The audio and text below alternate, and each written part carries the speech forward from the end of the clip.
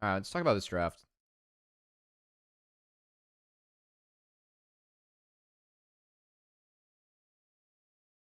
All right.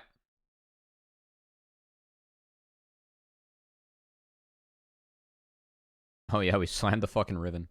Okay, this comp was kind of fun from Under Thieves. Like, I I I don't love the draft from them because I think that it can get blown out of the water early. But I also think that like 100 Thieves as a team, like if we're gonna think about their pros or cons as a squad, this team's not gonna lane well. I do not expect this guy or these guys to lane well. A, as rookies. B, just like given what I know, right?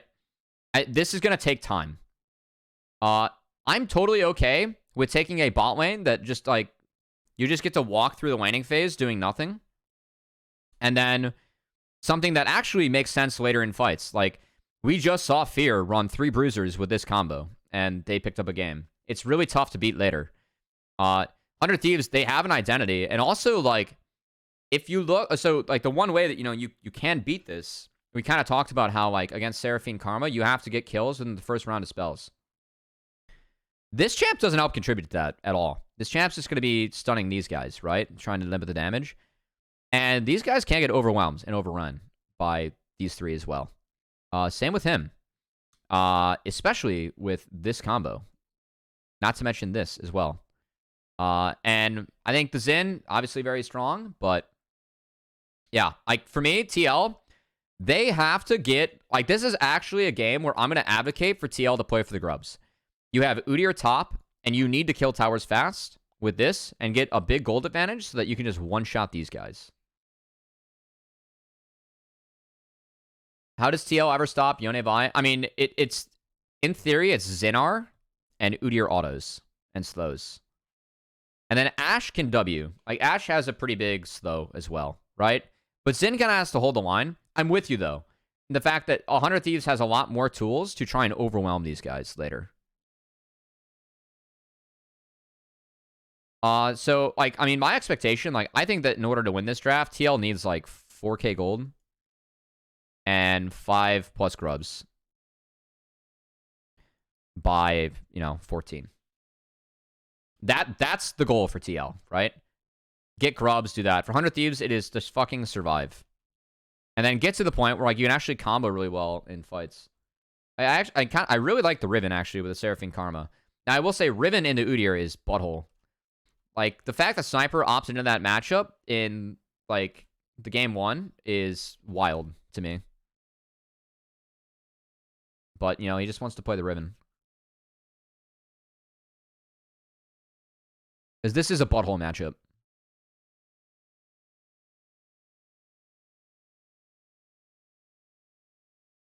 Hi again, Cubby. Hi again, Nubigas Rars. It's a really nice poke from Yon and Core. I think the reason that the red side is standing there is that if Ashe and Jhin and some like powerful bot lanes early, they can wrap around.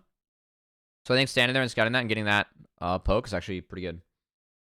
Timing could be Meech great, doesn't like really play said, Seraphine. Cubby. Lulo, thanks for the follow. Damn, that was interesting. Kind of creative, though. Again, nice poke on the core. Now, if their abilities are down, they can't do shit, so. Good spacing. Yeah, put creep wave. Oops.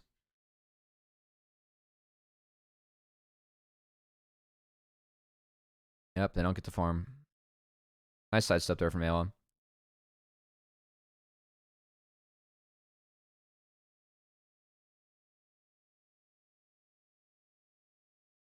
An early Harvey for Yawn and Umt's bot side. I mean, this makes sense again from TL.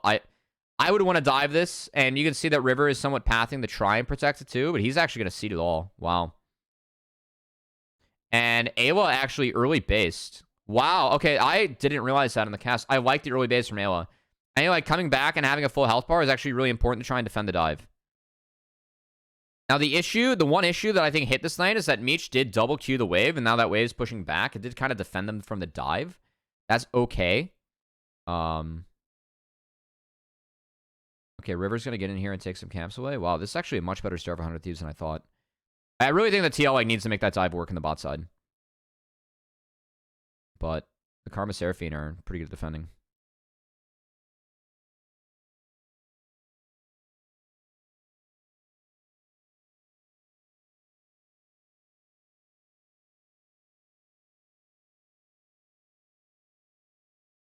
Can I just Q2 things?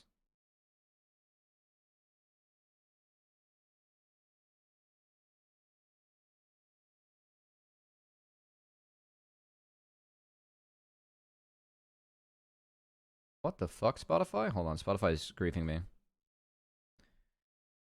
Alright, give me a sec, give me a sec.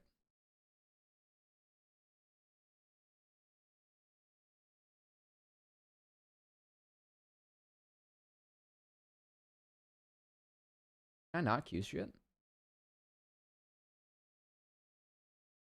So I gotta have my tunes, guys. Come on.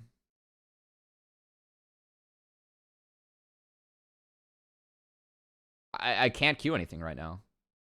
The fuck? Do you think Licorice will play this split or no? I don't know. Good question. I actually don't know.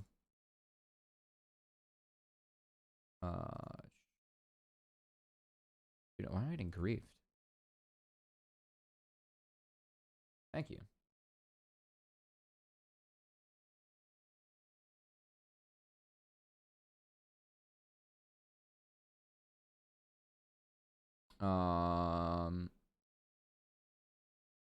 Hold on.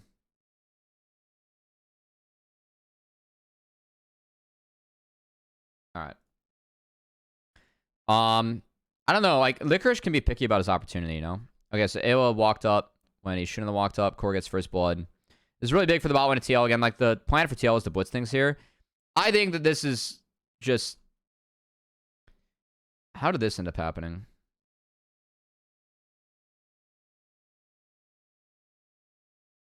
Yeah, I mean, this is really, really bad for TL. Like, I know they're getting grubs from this, but like getting APA's flash is really valuable here. Because like he does have the base and TP back, so he gets everything. But like, I mean, the play when he hits 6 with Quid and River is to just alt Ziggs. Ziggs dies now, like guaranteed. You just press R. There's no way to outplay that.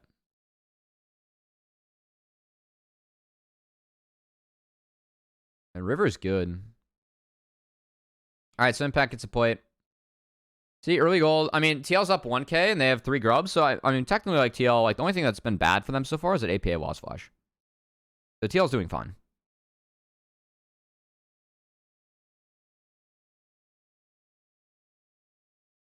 I think that and, like, maybe, like, if they got the bot dive, that'd be a little bit more valuable. But they didn't, so. Umti spotted, but I think he needs the hover APA to get this wave in because, again, APA doesn't have flash. So, like, this is, like, APA losing flash. Like, this is the effect it has in the game.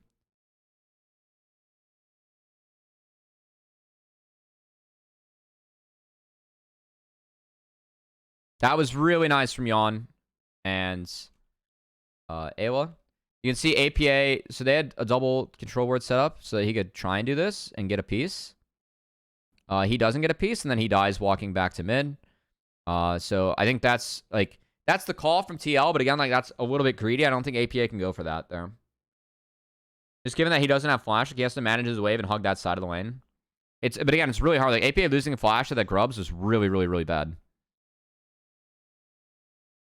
That is exactly how 100 Thieves, like, get out of this game. It's that they get the Yone to be too big in a side. Like, that's the other backdoor like 100 Thieves have to get out of this game, is that Yone, like, can just win sides. Riven kind of can too, but Riven takes a little bit longer, and obviously these guys are combo. The combo champion.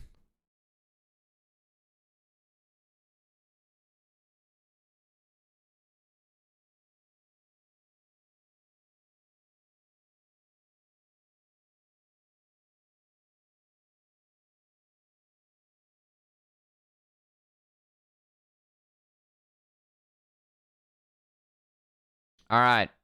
So now, again, Umti, he takes 1. They have 4 right now. Sniper, he got the wave in and he walked down. So Impact doesn't have TP to actually get up here and contest. He's trying to do it off a reset. And APA goes back to catch the wave, so they call this off. Just because they think that this is stronger. APA does have flash up and does have ult up. But River has XP advantage. He's got 7. Impact is up a level. They aren't here in time. They decide to sack, so they only have 4. So that's really big, I think, for 100 Thieves, right? I think that TL, again, like, they want to play this game as fast as possible, so I think getting those is good.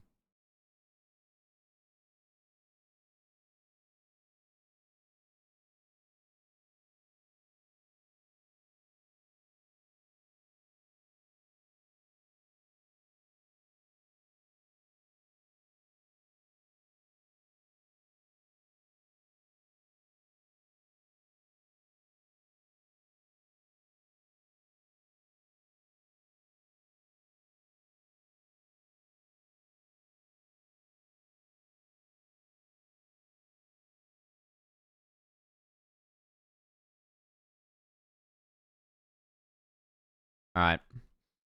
Now, welcome to playing Ziggs into Yone Vi. Just doesn't matter. Again, like, I think the APA losing that flash early in this game ended up being, like, making this game a lot harder for TL. Because, like, we said like earlier, like, the goal for TL was, like, 2, 3, 4K gold lead and grubs early. They played the grubs correctly, but now, like, and this gets a little bit awkward, but that Ziggs can just be, like, mincemeat for Yone Vi. And TL does go for a big play here. So Impact's going to try and wrap around, but Sniper did match the TP. So they both get out of top lane. Sniper gets that wave in, so he actually gets more in the bounce back, and this is all fine. Now, they will drop the dragon for this, but I think 100 Thieves doesn't really care about the second dragon. They don't want to fight yet.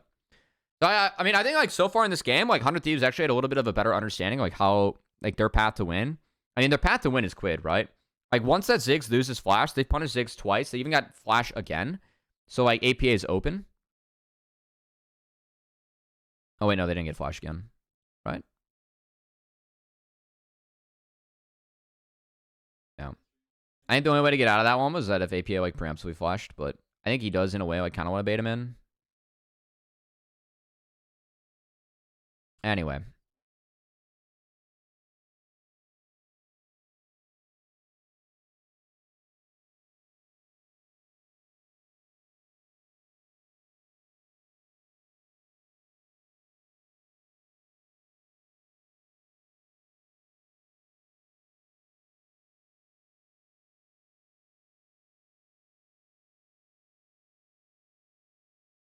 Alright, so River gets forced out. Impact drops away for that, though. Sniper has Eclipse, so the top lane matchup, I assume, is, like, a lot better for Sniper now. Eclipse is just so good in the 1v1. And it gives Riven, like, exactly what she wants, right? 80 ability haste.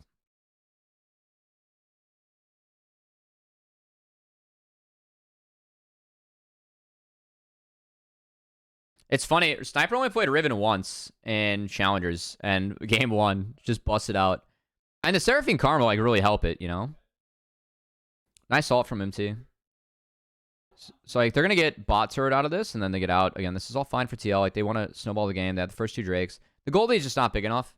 I think a lot of that's, like, because the Ziggs was set behind, right? That's really big.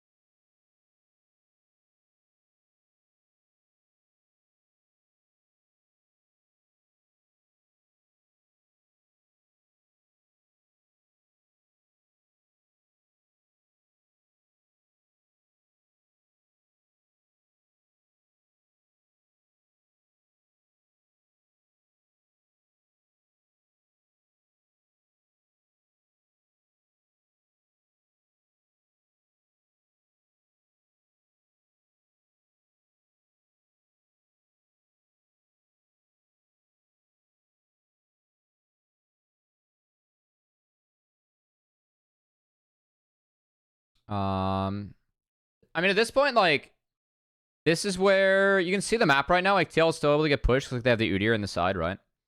And yeah, this lane is still bad for Sniper. It's like, it's gotten more manageable, but it's still not good. So TL are, like, still in a winning situation right now. APA has to use stopwatch, is able to flash out, and was actually able to kind of navigate his way out of this one. Oh, not enough, never mind. Sunder Sky, just too good. Wait, actually, do you guys know how I remember Sunder Sky, the item? It's because they made Divine Sunder go Sky. Sundered Sky. And this is a really big fight from 100 Thieves. I love the double TPs that came insta on that ward. That's really good for, like, week 1 in a young team with rooks. I think Ayla could have stepped a little bit too far up. Like, he just needs to get the root down. So like, I think he took a little bit of bonus damage, but it doesn't matter, like, with his comp, you know? It's fine. And then APA... The stopwatch from APA was like, he doesn't want to get ulted here, because, like, if he ults, he dies, right? But he flashes and, like, gets queued again, and, like, then gets ulted. So I don't think it ends up being not that valuable. And then River with a Sunder's guy plus 327, guys. Really fucking balanced. Dude, I wonder if heal cut's actually valuable against Sunder's guy. It's so much healing.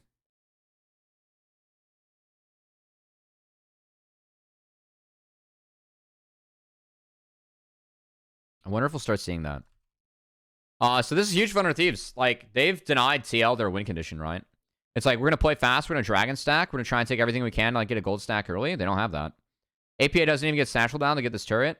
So that turret's still up. They get the Dragon out of this. They stop the stack, and they have a gold lead. And if you have a gold lead with Seraphine Karma, I mean, it's really good. So the one thing that like TL still has going for them is that Impact can just death push on a side lane as Udyr, and you're chilling. He also went tank this game. I don't know how I feel about the tank. Like, part of me feels like they do need a tank to just hold the door. I don't think that Udyr is the most useful tank. I think that early, like, he has push and opens up a lot of windows, but I think that later you don't scale nearly as well as some of the other tanks. And when I see Udyr, I honestly think the best way to play Udyr is with damage. I think there are a couple exception games. Like, the game we saw earlier with Mirage Alliance against Fear was actually one of the exception games. What's up, Stacy? Time for my real passion, gaming. What's up, X Silent? You must be East Coast. I really like this pick from Sniper. Like, I know it doesn't work. I don't... oh, wait, hold on. I think the timer that he has, like, he can kind of afford to do it. He loses his flash and doesn't get a kill, so it's not exactly worth. I think it's a bit of a solo queue play. Like, they don't have vision for him to, like, go for this, right? But this is where Sniper will look. He's playing the Riven. You know, he's got to play for kills. This game had me on edge. Switch, how do you feel about the 100 Thieves week 1-1-1? How we feeling? Yeah, I mean, that's... Again, Udyr, like, against the Enchanstresses, guys. You just get... River does good damage to tanks on the Vi. Oh, it's fine. Have to be damage in this meta? Yeah. I know. I think that the tank items, they get buffed, but I do think that, like, you kind of need damage. It's fine. It's a dev team. I mean, I think it's a positive. I think it's better than fine. I was hoping that you'd say better than fine. Top laners are the carries now. Not necessarily. It's still a bot. No, the jungle's still OP. Look at what River's doing this game. That was okay. So that movement from Meech, get used to that. Like, this guy does have good hands. I really think that Meech is good. Like, AD is a pretty easy role to scout. I think it's gotten like a lot more solved, and Meech is definitely one that's good. Core JJ didn't see Sniper able to jump over that. You know, he still gets ran down. Meanwhile, so Baron's being hit. APA does have ult and other ways to scout this. I don't think that APA should be using his face. Like, Umti should be using his face, if anything. And Umti is doing Raptors while APA is dead, and then APA should not flash there. Like, APA's flash is really valuable. He needs to accept that he's dead, and then try and flip it, like, for next time, right?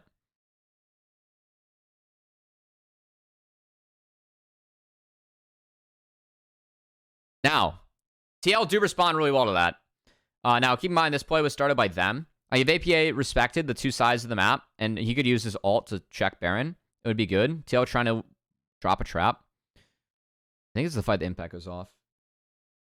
Jungle's weak. I've been playing AD carry. Just trying to chill. Just watch them cook. I mean, I think it's fun to watch dev teams, you know? There are joys in sports like watching young players like grow and do well. I liked watching Lonzo Ball before his knee gave out on the Bulls. He was getting a lot better. I found a lot of joy in that.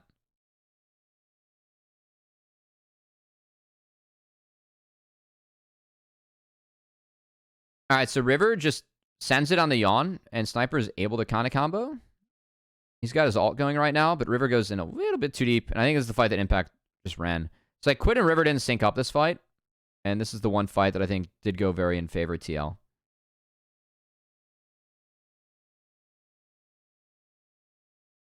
So River was just too deep. Him and Quid need to be on the same page. They've done a pretty nice job of that in this game, but that was the one moment where they didn't, and that's a little bit of an expensive mistake.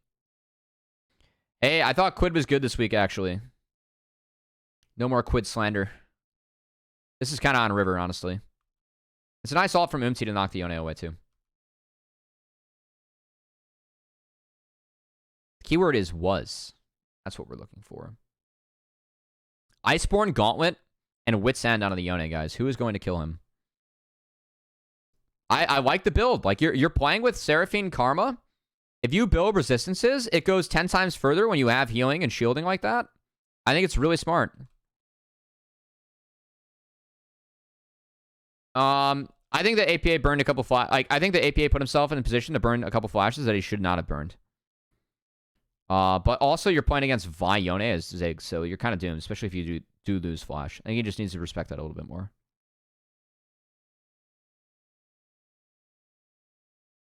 All right, Sniper got a little bit too hyphy there. So he gets blown up. It's kind of tough because like Riven like does want to find like those like big angles, right? She is the combo breaker, right? So in a way, you do want to play split from the Karma Seraphine, but also like if you're dying, split from Karma Seraphine. That's kind of an oops. Really nice from APA there. He finds the Satchel Q combo and then is able to Zanya's the Tempered Fate or the Fate Sealed. It's really, really, really well done.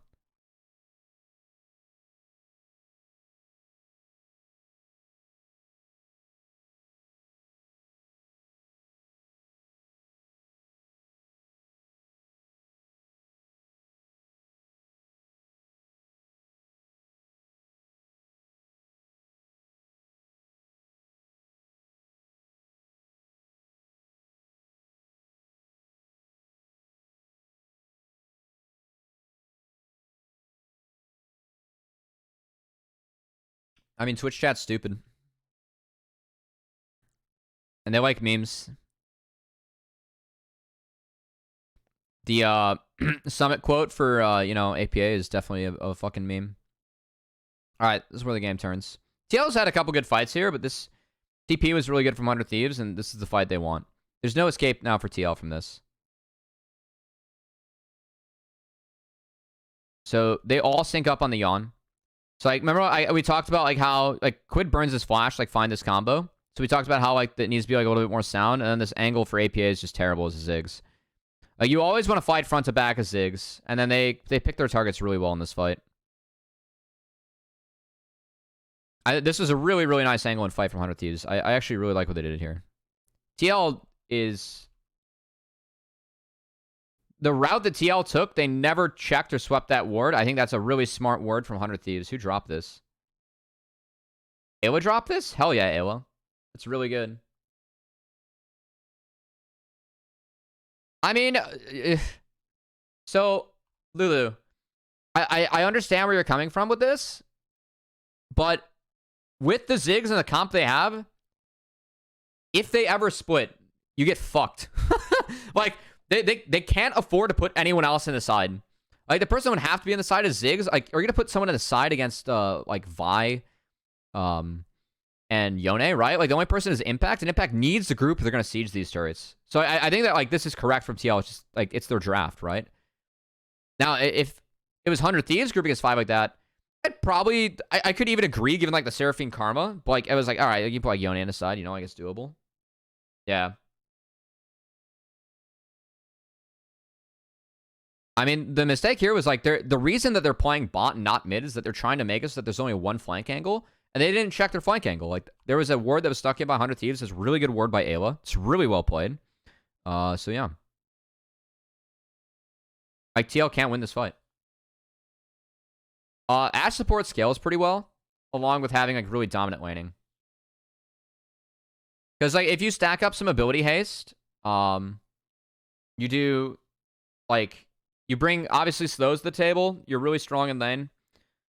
This was funny. And then, like, you get a lot of Rs later on. So, I mean, 100 Thieves have control at this point. They just need to deny the dragon. They're good.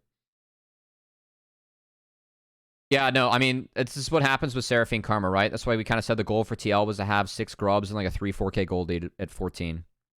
I was like, their comp does need to take off like that. I think that's why missing the bot side was so big. I'll give River some credit. Like, he was kind of hovering for the bot side, but I think TL got a little bit scared too. All right, so then they pick up the dragon. This denies soul, and then pretty much 100 Thieves are fine here.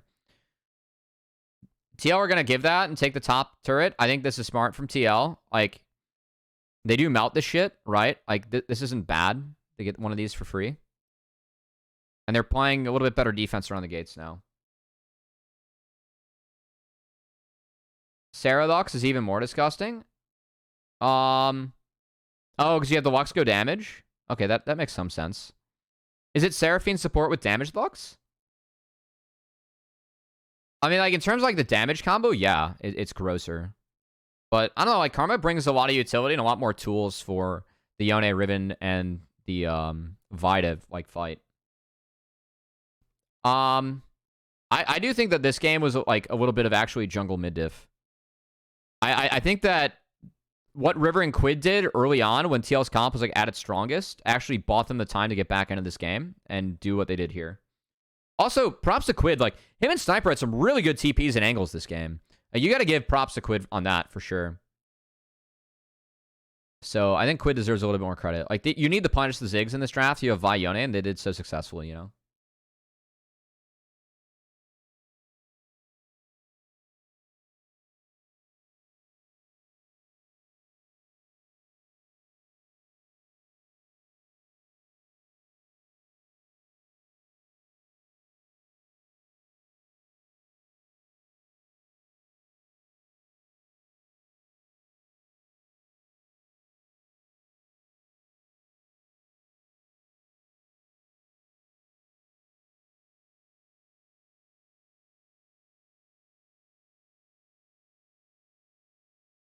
All right. So 100 Thieves are hitting the Baron. Snipers at an angle. The flashes are up, which is big for TL. Like, they need flashes. I think that Yana opening up here is fine. But APA, like, again, like, in a straight DPS fight, like, you have to go with poke. Umti gets caught by Quid. That's really nice. And then Sniper hits a really big combo here. Sniper has flash, so he's just waiting for this. He doesn't even need to use the flash until now.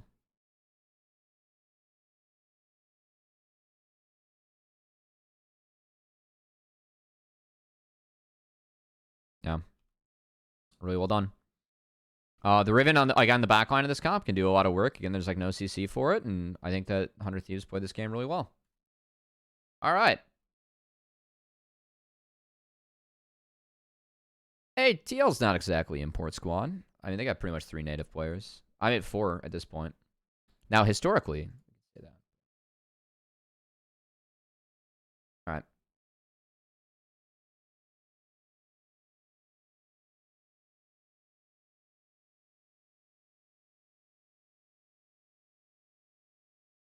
We pick Kasana. All right. This is the big game with NRG versus C9, right? This is the finals rematch. The super team debut. And Hui coming in for NRG, which it's so awesome seeing support from Viper. I had a great interview clip from Sniper. Or Viper, I should say.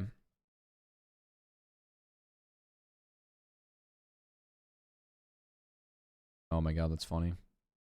Where was this? Old school Proving Grounds pod. We're gonna watch this real quick, actually. I think it's cool. It's a little bit quiet, too. So, Riven Gene. Yeah, your little brother's also a hell of a talent up and coming as well. And I think one of the reasons that we don't have a camera here is because he's actually using it to stream right now.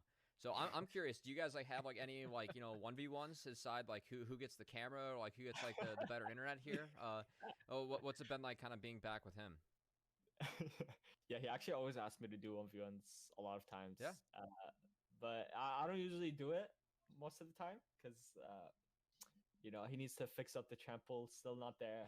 It's like, yes, we can do Riven 1v1s and stuff, but like, hold on. The cool part's in the back. We'll just go to the back half. The cool part's like back here. Because he talks about like Crimson too, and then how he wants to coach him. There, you just got 3 crazy league players. Yeah.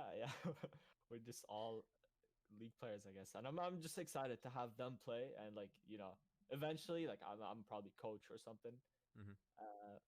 I still want to play in LCS, obviously. I still want like I want to compete in LCS, and I think by the end of like this year, I will be in LCS. But like when the time comes, I want them both. Like when they're 17, they're still 14. When they're 17, I want to be like coaching them, help them develop as players, and that's what's gonna happen. That's cool. Yeah, and like I know the Viper is like still kind of working with Sniper a little bit, like helping him when he can. So that's good. I find that really cool. Yeah, Yeah, Crimson's a twin of Sniper. Yeah. Yeah, they're twins. Yeah, I know. It's insane. All right, this game. Okay. First off, hold on. The most important part of the stream, got the music. Okay. I talked earlier in the stream about how I really like Azir and Varus as a combo. I think it's for multiple reasons, and I'm like, one, Varus has 2 builds, right? I think that Azir can complement both, right? Because he can either buy space or poke, or he can also like kind of make up for the DPS. Or shit, I flipped those. If Varus goes poke, Azir has insane DPS. He can kind of make up for the like if a team's gonna go in like and gets on Varus, can kind of make up for the DPS that you might lack if you have a poke marksman. Also, if you are going to go on hit, Azir is great at buying space. Like he can shift the terrain and help Varus like peel for Varus, with Emperor's Divide. So I actually really like this combo, and I really like how C9 early pick it. For me with this game, NRG, they found a lot of power picks, but it was nothing that like I don't think they brought enough to the table in a way. Like Lucian Milio this is like a pretty squishy core. And I think Talia is good at like, making sure that this doesn't get too out of control and like trying to control the map and help assist this. But I don't know who deals with Udyr this game besides this. And if this gets behind, it's bad. And I think that like there are ways that C9 can make plays early. So this game kind of comes down to bot. Top's going to have shove. Fudge will get ahead.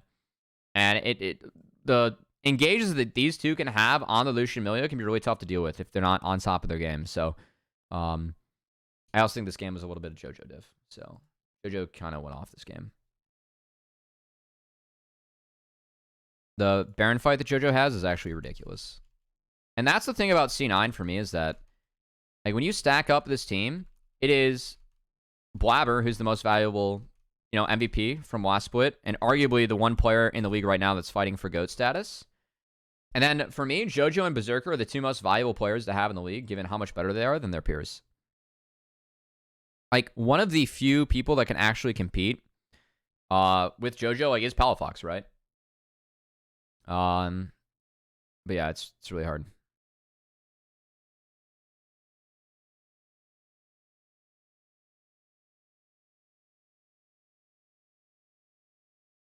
Manaflow ban. Pog.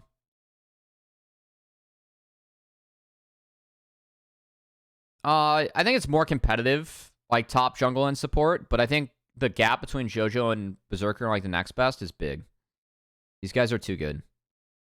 So Berserker has Hail of Blades here, so it's likely going to be the poke setup. I think that makes some sense. It's really good against Talia. And it's kind of hard to auto-attack against Jarvan as well. Like, you want to be playing further back, so it's not bad. You're going to force Jarvan to overextend to get onto you. And you look and they see the sunshine. I found it kind of interesting that Blabber was actually pathing away. I figured that contracts would path down this game. I mean, Blabber's playing like for his priority and like where his lanes are going to be. But he's not playing to try and attack the bot lane. So like Blabber's going for like the efficient clear, right? And like where he can set himself up for the most success, which is fine. Oh, Crepes is streaming. What's up, Crepes? Inspired River both in conversation. I mean, I think you got to put contracts in that conversation too, man. Contracts so... Dude, we cannot still be underrating contracts in 2024. Yeah, I mean, you can have Blabber at the top, but like there's no discussion about who the best AD and mids are in this league.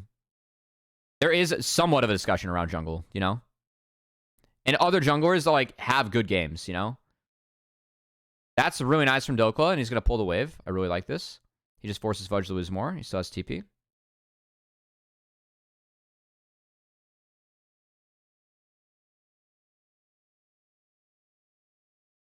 All right, so first clear, I mean, Blabber gets the dream clear off of his Viego, right?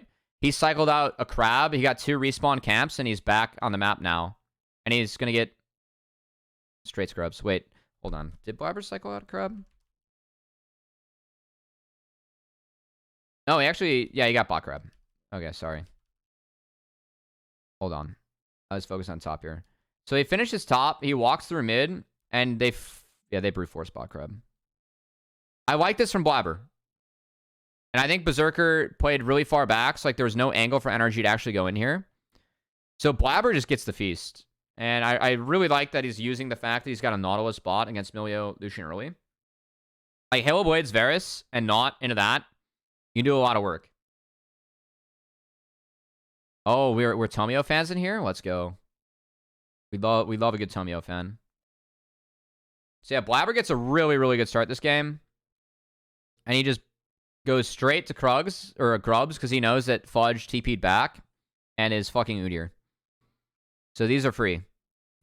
So the Udyr, like, the power of the Udyr is like you can kind of funnel jungle, right?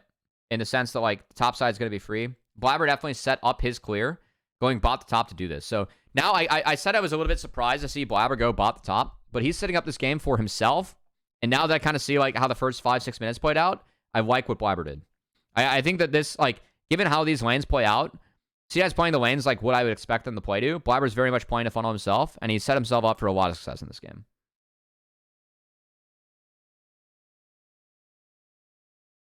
I mean, I don't think Boogie's necessarily bad, but I would not be surprised if Tomio played either. Oh, I mean, everyone was saying that they don't know why Fudge is here. I fuck that. Fuck that noise. Fudge is good. He didn't have his best split. Doesn't mean he's bad. We've seen Contracts have down splits, you know? Like, Contracts is a fucking beast. Really nice ult there from JoJo. I want to see NRG hit the dragon right off that. They do. So, and I really like how Fudge is proxying here. I think C9 responded to this pretty well. It's a nice trap from Contracts. But he's still behind here. And Blabber gets to keep on farming. Contracts needs to base here and get his topside camps.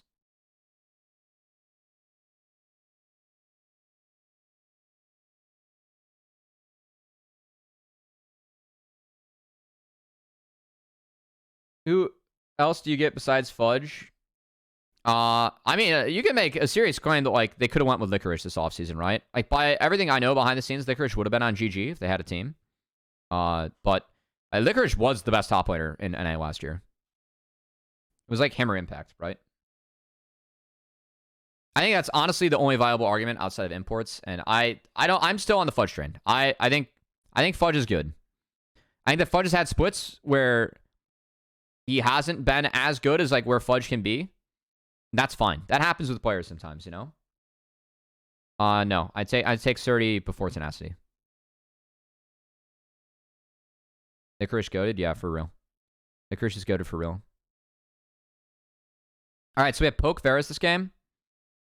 So that kind of means like the DPS is going to come from Azir and Lucian. And then Talia and Varus are more so there for support. In this setup, I think that Varus outranges Talia. And so it still is going to be an NRG to close the gap with the Jarvan and the Talia soundly to do that. But C9 can also overload with the Naut and the Viego. So one of the bigger twists in this one is like as this game goes on, Hui gets like Milio gets really OP, right? FBI is the only one that's going to be able to abuse that, but yeah. What's the Jensen base take?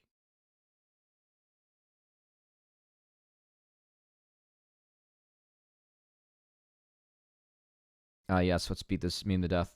Alright, so we have Udyr top. We're able to get 6 grubs. Very good for C9. And then Palafox gets caught mid by Naut, who is on this side. So I really like here, it's small, but like Berserker knows he has no control over that bot side. It's kind of hard to see like through the overlay, but look at the words we have here for NRG and like the power that we're on at each side of the map, right?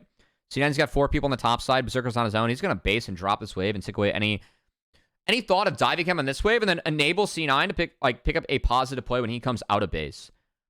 Palafox is going to kill mid.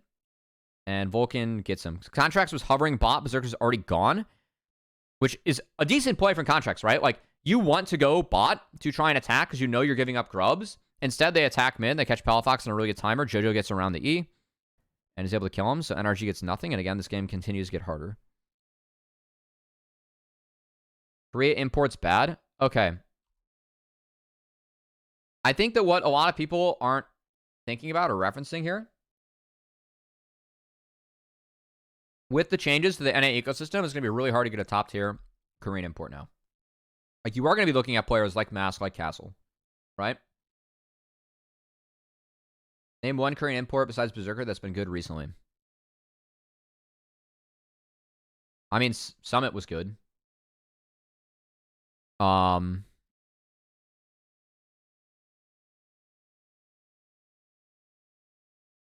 gotta start with Brazil imports.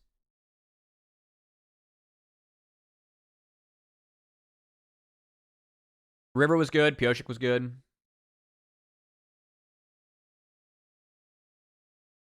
I mean, it's not a bad take from Jensen. He's also playing with Masu and Busio, like, who are legitimately good players. So maybe they're changing his mind, which is great. That's a really sick ult from Contracts to cancel the dredge line, by the way. Contracts is still lit as fuck. We love Contracts in the stream. I mean, Contracts kind of makes this play work. It's a really nice flash, too, from FBI. I love the flash from JoJo as well. And then I think Contracts has to flash to try and match Shui. It doesn't matter that much, but... Zoko's W was a little bit off there. I think he might have been able to all-in fudge if it's a better W. No, Pioshik was good. That team made worlds, and it was because Pioshik... Like, APA sacked his game for Pioshik.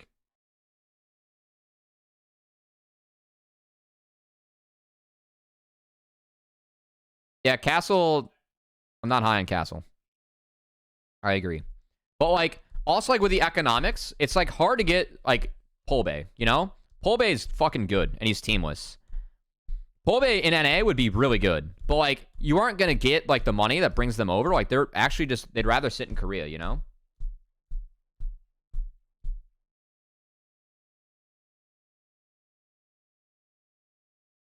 I think TSM had the dip for a lot of other reasons, but yeah.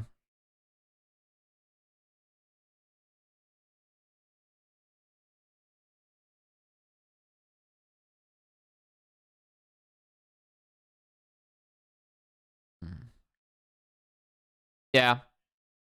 I mean, I do have some sympathy with the FTX deal. There is some sympathy. No, I said Polbey. Poby had a decent game, though. He won so far. I mean, he was smart. He made, like, Blitz. I mean, that's a hell of a website, you know? That's, like, where the real money is. Yeah. This guy was ready to fucking flame me for saying Poby would be good in NA. Unironically, Poby would probably be fine in NA. He's been better this year. He's been better. He's getting better.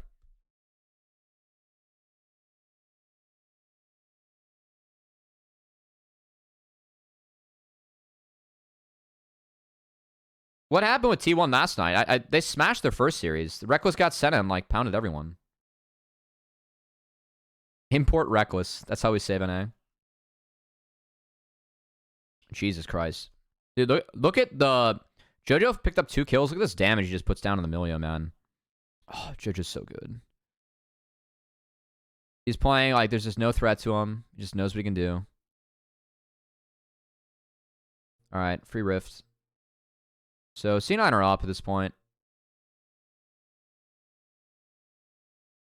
The Diego's nice and fed too. Like Blabber, like again, Blabber set up this map early for himself, and it's definitely paying off, right?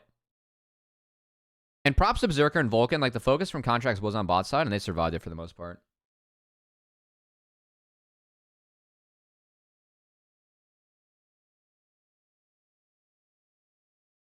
Dude, we love Griffin in this house too. We love Griffin.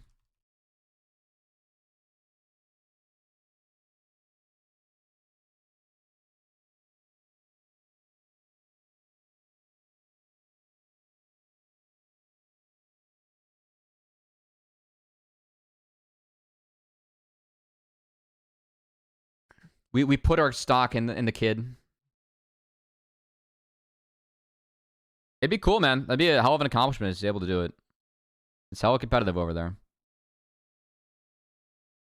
Shoga get a shot? Probably not, because he counts as an import. Which is sad.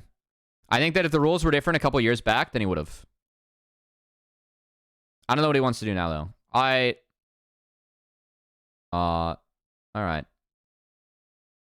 Hold on, what happened here? NRG did a nice job of carving out vision. They spotted JoJo, and that... Like, Vulcan's hovering. They think that they're going to dive JoJo. I think that Vulcan does need to hover mid either way here.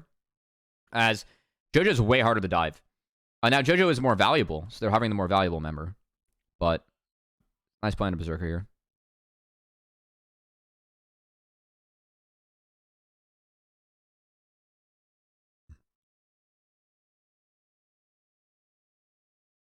Soul was coaching. I think that Soul's out, which is too bad. I always love Alex.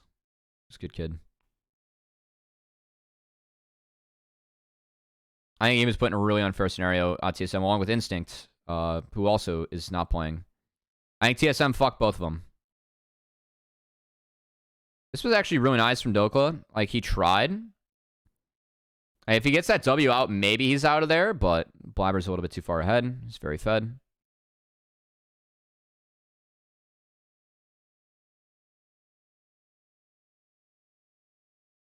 Jojo, they get the dragon for free, so Jojo's going to TP top and take this wave. This is really fucking smart from Jojo. He's doing the fucking Chovy. He's Chovying. Wait, he doesn't take another? Wow. I wonder if he needed that for Lich. He might have needed this wave for Lich. Alright. That's fine. And it's with the dragon timer. He's chilling. All C9 have to do now is just group his 4 and hit the Baron. Like, they got to farm 3 lands here a little bit, and then they just get to jerk it and hit Baron.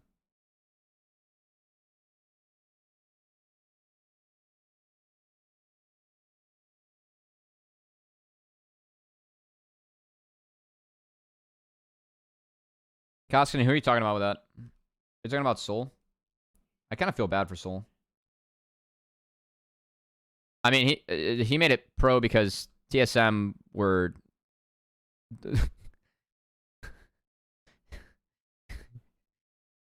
Anime girl, the goat? Yeah. I feel bad. I think that if he like had a fair arc, he would be there. Like, same with Spyrax, right? I think Spyrax was... like, one game and out, like, that's tough. He got cucked. Instinct, too. Instinct had, like... I thought Instinct played team fights well.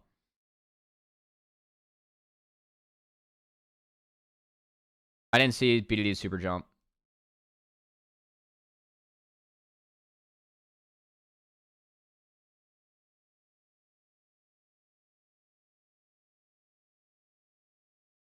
I don't know if there's any EG stuff with Soul. Also, when Soul got knocked out, they got Surdy and they made finals, so that was an upgrade. Oh, we got launched at a Herald? That's funny. For everything I know about EG, a lot of the shady shit happened from, like, the people that were not involved in, like, the game's operations. It was just, like, from up top. It was just, like, brutally terrible. Okay. We have League of Legends to talk about now. C9's built up a 4K gold lead. I think at this point of the game that they have the map set up the way they want to, and like after waves like this, they should look for Baron. FBI is going to catch this wave. They see Palafox. Like, this wave just died up top, so they see Palafox up here, and Fudge is deep. They don't see Dokla. Oh, no, they do see Dokla.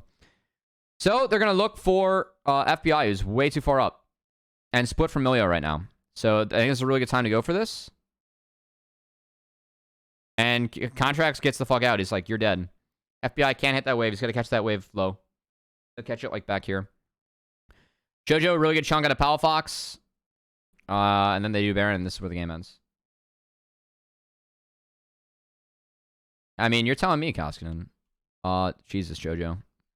Alright, Jojo plays a series of events really well. He does have to flash here, but I think it's worth, because look at all the damage he gets down. He just takes out Palafox by continuing the auto. And now he's going to go around and continue to auto. He gets 3 autos off on Dokla, and then he goes over. He throws the soldiers out, and okay, he can go back. It's fine. We're chilling. He's still pumping damage. Yeah. I mean, look at this. Like, this is fucking filth. Like, Jojo actually just, like, 1v9s this fight. That's how you hold the choke, folks. Yep. Get the fuck out. Die. He gets out somehow with Fleet and a knee. That's really well done. Jojo's really fucking good at this game, guys. I don't need to watch this again. This is actually just the JoJo show.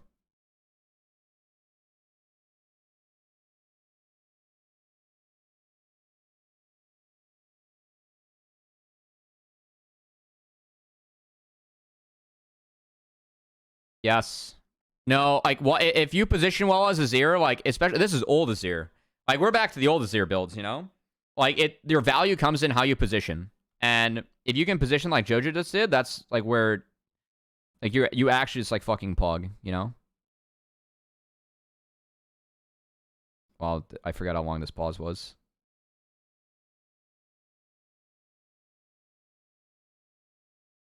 Yeah, exactly, Koskinen. Especially in this setup, like... You are the damage, right? Like, Varus is poke. You are the damage.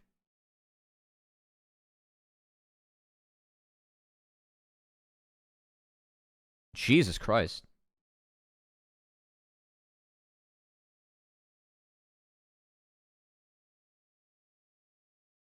Yay, we're back. All right. See, this is why we VoD for you guys. We skipped out on like 40 minutes there.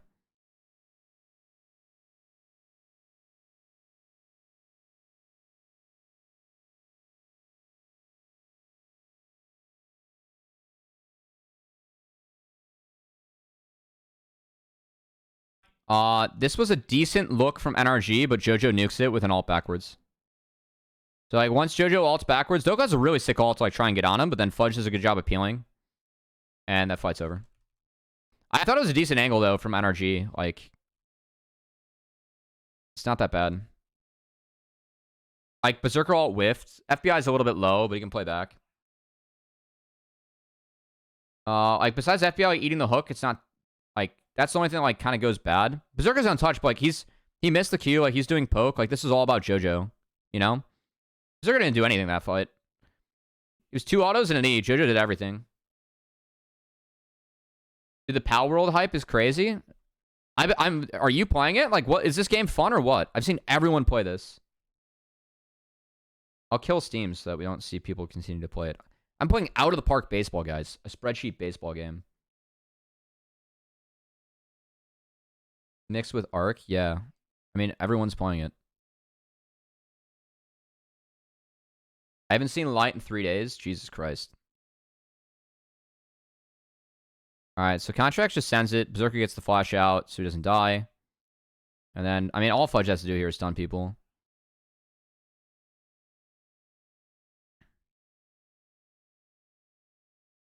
Do I give Udyr a pass this game? I still don't even think Udyr is like that good this game.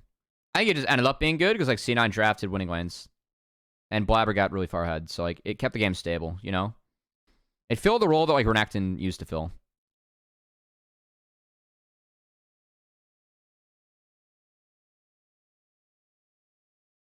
Alright, this game's over.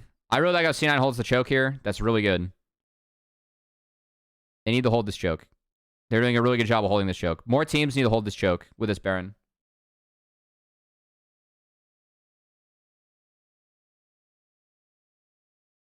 I don't know, man. Blabber's numbers are good. This game for me was the JoJo game.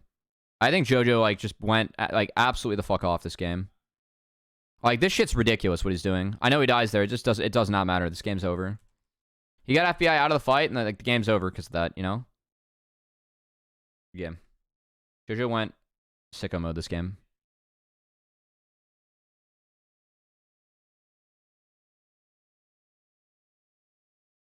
Alright. Good game. I need a little bit more coffee, guys. I'll be right back. My coffee's out. Once I get coffee, we're good to go. So give me... I already have coffee, like, ready to take. Give me a sec.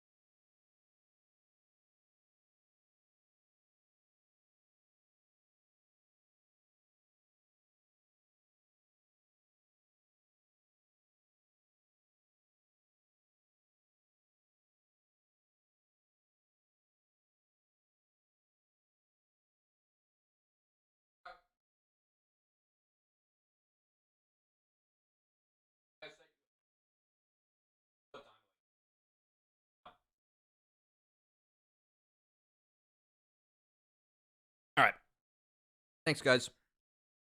I don't... We're a healthy gamer, you know? We take care of the food and the drink stuff outside of the room. We gotta keep the room pure. Just me and my stress ball, you know? So appreciate you guys still hanging out. Keep on getting through some games. Goal is to finish all the LCS games around 5:30, because then I have a meeting at 6 and I have Hotline League after. So Hotline League tonight is with Palafox, which will be fun. Let's get into this one. Alright. Yes, this game.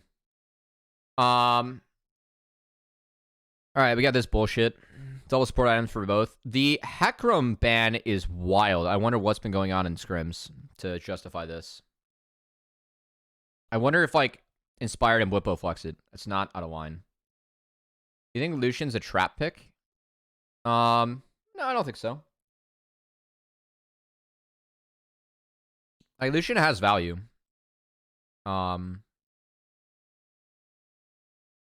It's just that, like, you have to snowball it. I actually think that, like, Shopify Rebellion played this game okay. There's a few moments, like, went wrong. I don't love this comp for FlyQuest. I think that this is good. I think that this with it is shit. Like, I know that Bwipo is blinding top, but I would much rather... Like, he does build damage. I think that Bwipo had to build damage on Udyr. And also, it had to be AD damage instead of the AP. It's like, Bwipo... I don't think this is a great game for Udyr, like, by those accounts. Because, like, you don't get to interact with this. This was picked before. You don't get to interact with this. You're only interacting with this. And, like, you're going a shit build in terms of AD. So, like, I actually think something... Like... Oh, fuck. Wait, how does LCS work, bans? I assume that Vi... Okay. I would have considered leaving Cassante up and taking it himself. Or, like, if you give... I wouldn't give Cassante. I think Cassante with Seraphine Senna is really good. I don't know. I want to take something different. Anyway, the Zac being picked in the Ori is fun. And then Aatrox for the counter here just to, like, do whatever you can. So, yeah. No. I mean, I don't... the Aatrox, like, the idea of the Aatrox is that you just, like, wombo. So, like, you're trying to kill these guys fast. Because, again, like, if you don't kill this within the first spell rotation, you're fucked. Now, I think the Zac pick was really, really good here, actually. Because, in theory, you can consistently pressure these three. Poppy's the only thing that can stop you, and the fights Shopify Rebellion were, like, able to win was good. And Zac, like, loves to play these Drain Tank games. Like, this is very low damage as a comp. So if you're able to, like, use this to pop people with this, I think it's actually good in theory. So I like it from Insanity. I think that Boogie and Insanity, like, they're going to play shit. Like, they're willing to play shit like this, and I want to see more of that from Shopify Rebellion.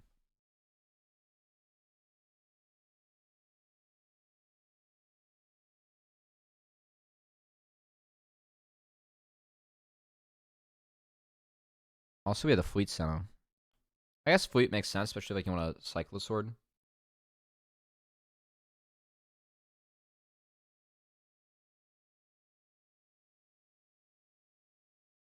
Guys, by the way, there's a great joke I saw that is not published yet, but it's from a friend of mine, and he shared it. And it was like the handshake meme, and it's Shopify Rebellions. Hold on, let me open this up. This is fucking gold. Look at this. It's pretty funny. I appreciated that one.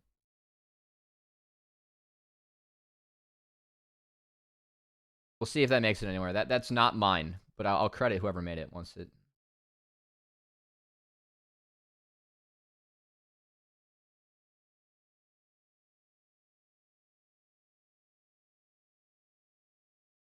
I mean, CEI's Arm the Rebels a lot.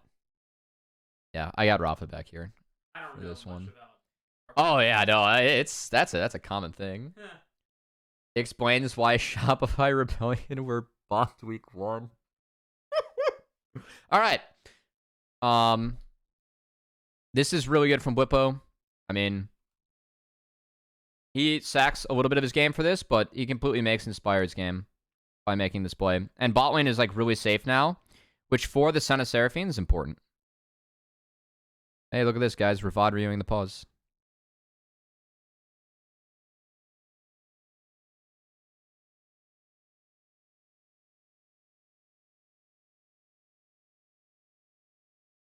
So yeah, like if this lane's like allowed to step up and do their thing, it's really, really filthy. I think Masu and Busio could have maybe lined up for a couple more Q heals. I did see Masu like get one for poke. I don't know if it got him a soul or not. You want to always use it to like get a soul or line up with a teammate.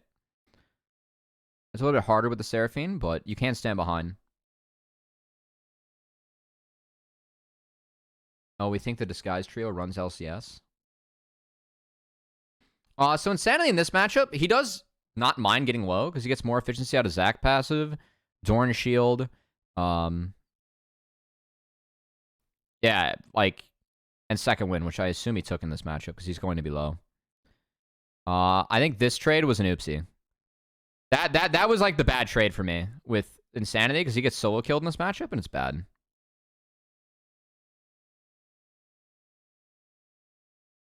I also really want to see if he took 2 points in W. I don't think he did.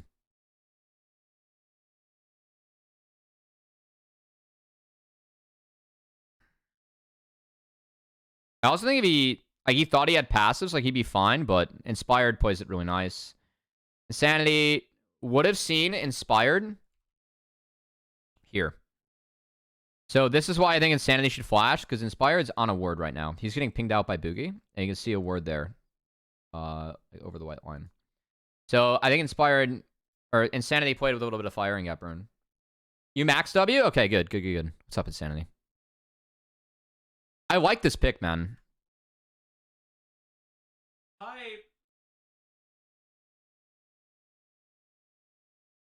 Yeah, I mean, Basically running tanks. it makes sense. Like, the way that you win this is, like, by womboing the Son of Seraphine and making sure they don't get a second, like, round of spells off, pretty much.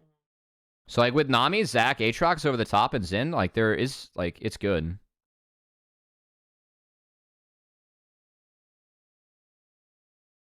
Alright. So, we trade Grubs for Drag. I think this is, like, okay / somewhat expected, just given that it's Udyr top and then Lucian Nami into the Son of Seraphine bot. I still think that the play that Blippo had, like, slowed things down a little bit for Shopify Rebellion in terms of attacking the bot lane, and that ended up being pretty valuable.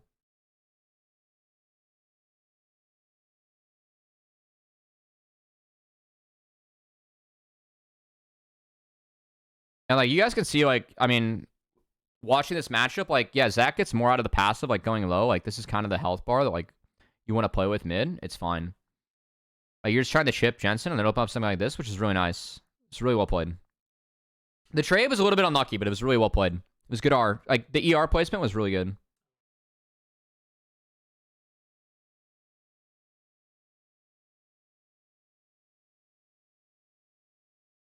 Wait, how did this... So, Blippo... Was proxying top, and then just kind of cruise. Yeah. Well, Blippo saw Xin and was still able to get the double proxy off, and then he actually gets a plate mid. That's really good. Yep. Poco played. I know we gave Pog to Inspired, but I thought.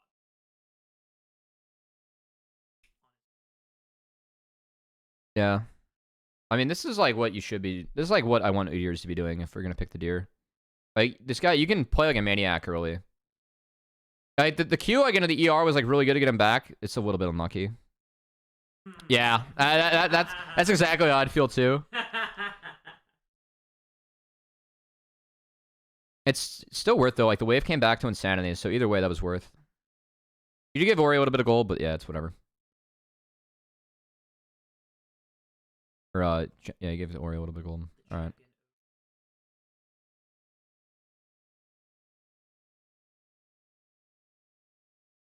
Kind of like what Moss is doing here, as he's matching a reset, and he was at least like kind of on the mid hover in case there was a play.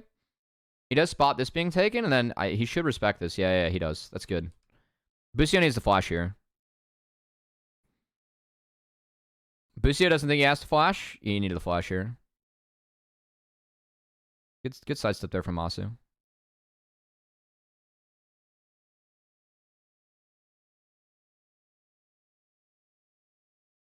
Yeah, if Busio flashes that, then he lives. And he did have flash up, so he just didn't flash the bubble. I don't mind the FlyQuest like step back up there, because I think that if they keep them busy bot, then it ends up being... I don't know the exact timer on Grubs, because it's not up yet. Like, they should get Grubbies for free, right? Yeah. And Udyr is taking wraps right now, so it's pretty sweet. Like, Whippo being able to proxy like this, they're kind of ignoring the deer, right? But the Fire Circle man is getting some work done.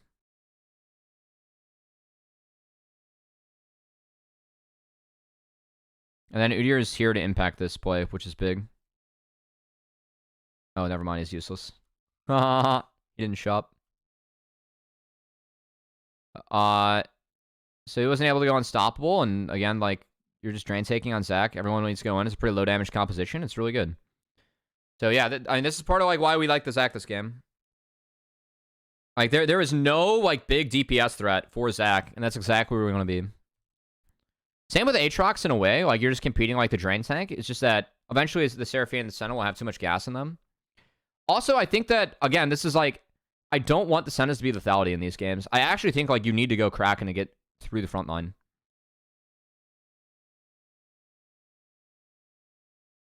I'm not exactly sure. I'm just seeing every Senna default to lethality. I know it's good. Like, Umbral Glaive gives a lot of value. Yomu's is really good, but I think that, like, in these games, like, you do need some form of DPS or else you could get cooked, because this game ended up being really close.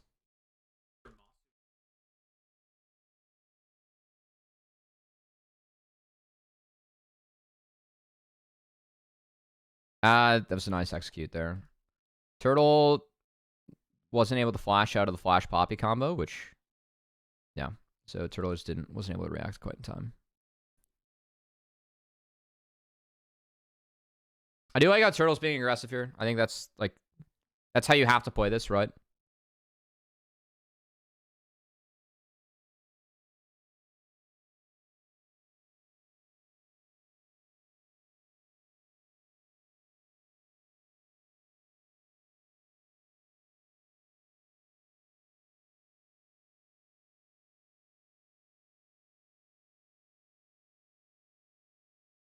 Alright, so I started playing into bot, trying to protect the Zac side, and they're sacking the Aatrox side. That's fine.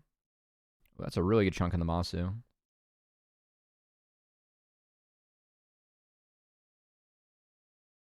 So they can use that to try and like hit mid or get shortcut in the Rift, yeah, and they shift their power elsewhere. That's really good. This is really good.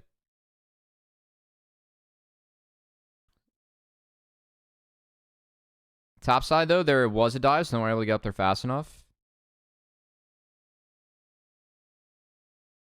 I mean, Fake God flashes out of the Shockwave, but just wasn't able to keep Whippo under the tower. It's kind of hard for them at that point. So they sack the play. They do get Masu, though, who was trying to rotate up to help. It's nice. Actually, where was Masu during this play? Oh, Masu's basing here. That's bad. I think Masu also like might have been able to ult to help with this in case he just wanted the piece of it. Because like he's out of the play. But I assume they're playing for other shit. Like they want to maybe have him reset the play for Herald. But him going down there at least makes it a 1-for-1. So they get something.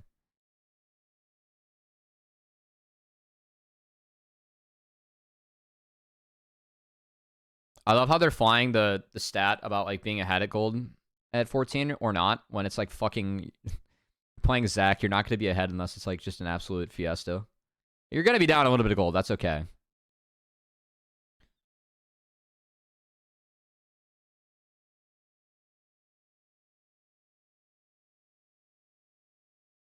Yeah, but like the Udyr and the Ori in this game really can't deal with Zac inside, and you can always attack the Ori inside. So like you have a lot of shit that you can do. That's good.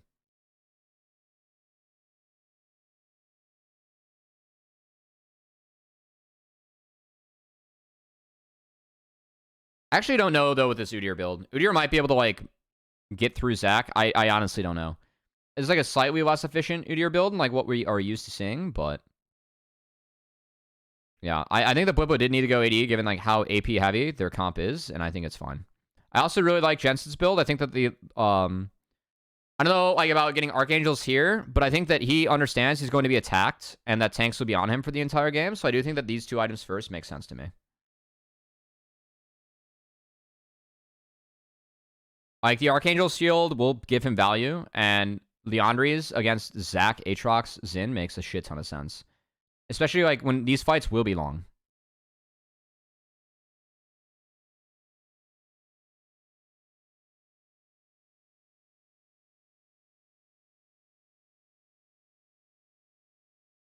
Hmm.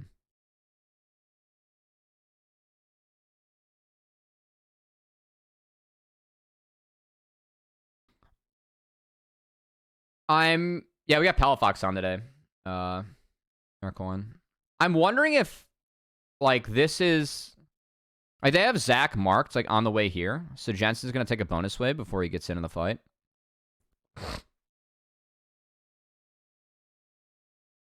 They got all 3 wards there. That's really good to try and get the Zac in. So there's the TP. Oh, here comes the Zac. Inspire's not doing his job here. So Inspire hits the Aatrox away, but then Zac is able to actually just get in here for free. Yeah. And then Jensen, like, he has to burn everything to get out, and he still ends up going, or at least, yeah, going down. So that, like, Inspired, like, his job is to W the Zac. I also really like how Insanity, like, didn't take that all the way in. He took the fast one to try and hit this. Didn't work, but that's correct.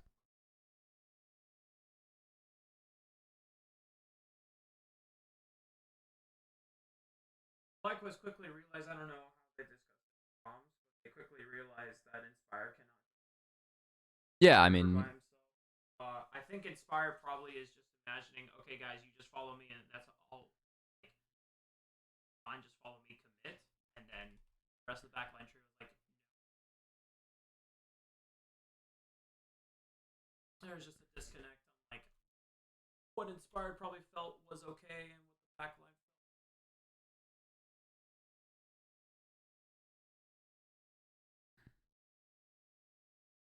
yeah. This is good. Then the next time we get a dragon fight.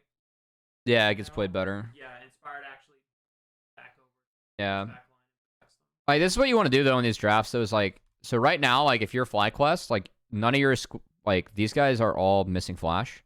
And so, like, when you're playing as Shopify Aurelion, you just want to play it as fast as fucking possible in this phase. So, like, you can see, like, right now, like, they're dropping both their sideways, which isn't 100% ideal. Like, I think I can make the argument, like, I don't know why Fake God needs to be at this play. If we see both Ori and Udi are here, and we know that Ori doesn't have TP, like, you can at least guarantee, like, you have a 4v2 into a 4v3, and you could force a TP to have a 4v4. I think Fake God could have caught one of these waves instead of being here, because he's already away in the play. But, again, like, this is what you want to do with Shopify Rebellion. So Fake God ends up kind of jerking it a little bit here, because he's hiding in fog, seeing if they overcommit to fight back. They don't. Smart from FlyQuest. Then we get another pause.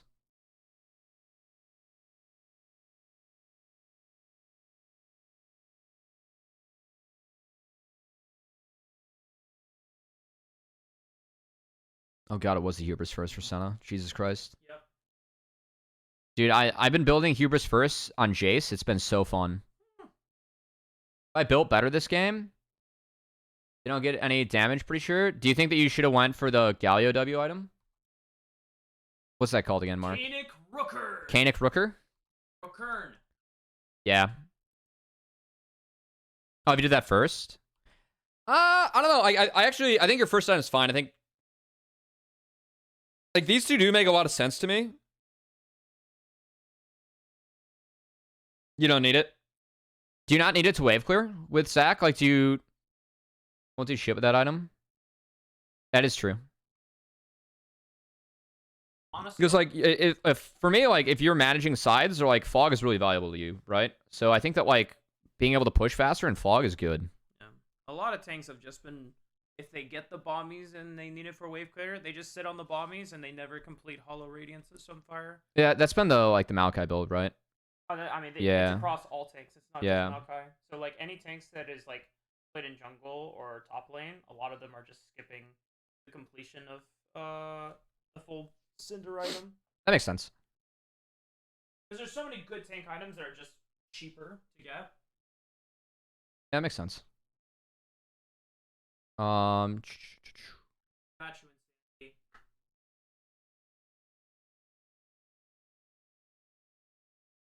Yeah, 'cause, I mean, like, this game state's good right now. Like, I think like we haven't talked about like general game state. I think Shopify really like they aren't up in gold, which if their comp is up in gold, like they do need the one shot, so obviously like that's valuable, but I think that they played it fine. Okay, so Turtle's a little bit off here.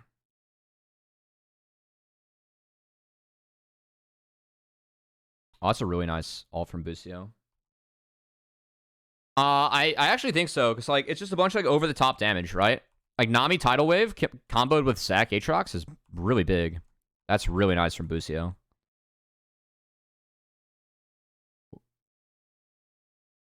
And then Fake God's taken out. Whippo's able to live. Yeah, you guys can't go through this choke now. Because, like, Turtle, like, you're just down ours. Alright, that's well played by FlyQuest.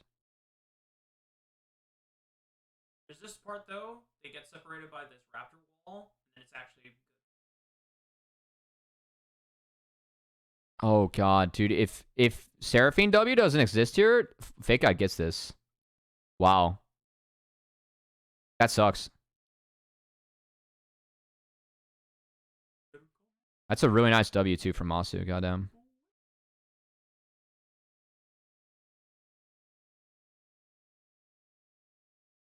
The Tiger Stance. The old school Udyr tech.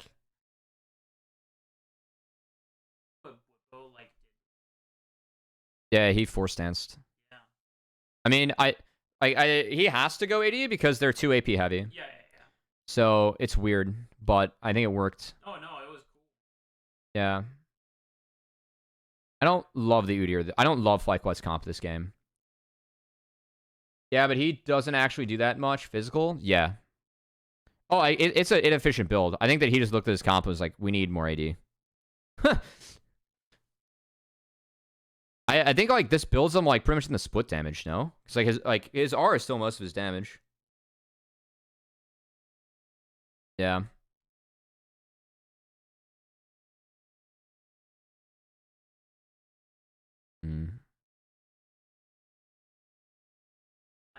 That's an early ult. Oh god. Oh yeah, it's the fight that we just couldn't move as Zac.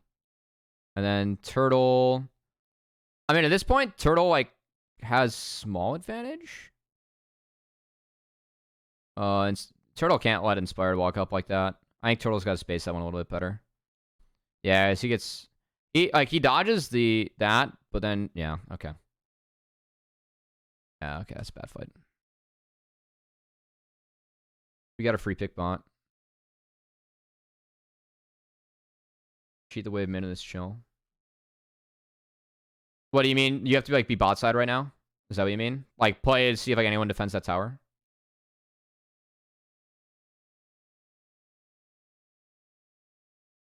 I just don't do shit. Turtle hits with. Yeah.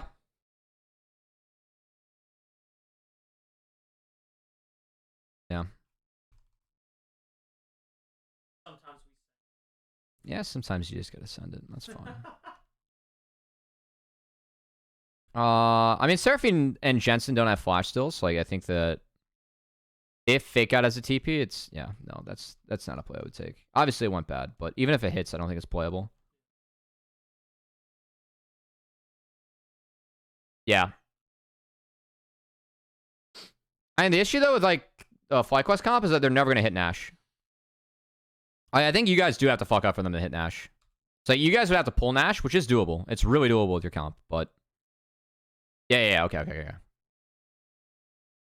Okay. Yeah, that makes sense.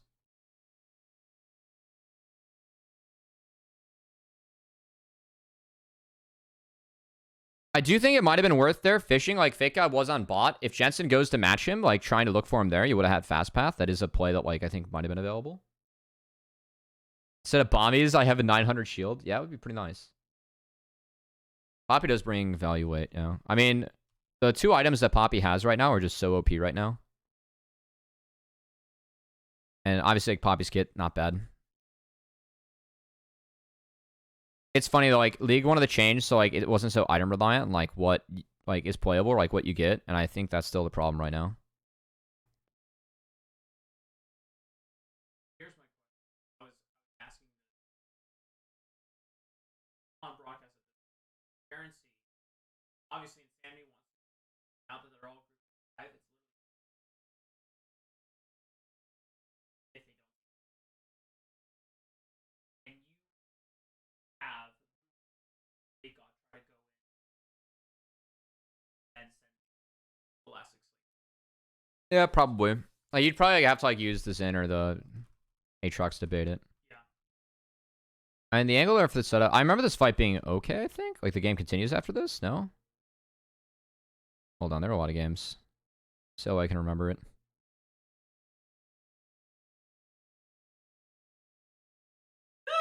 But just imagine instead of that shit bomby item, I have a 900 magic shield.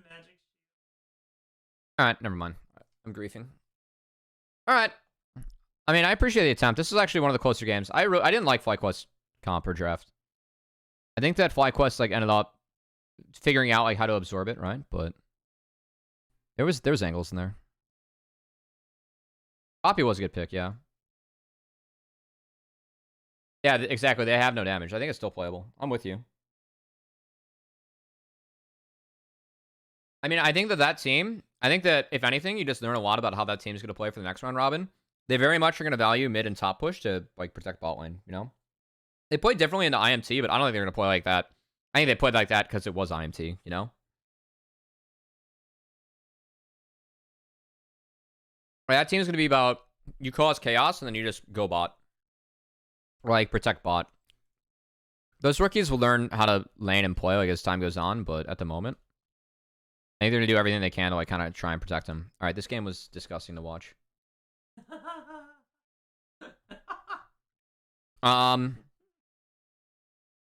All right.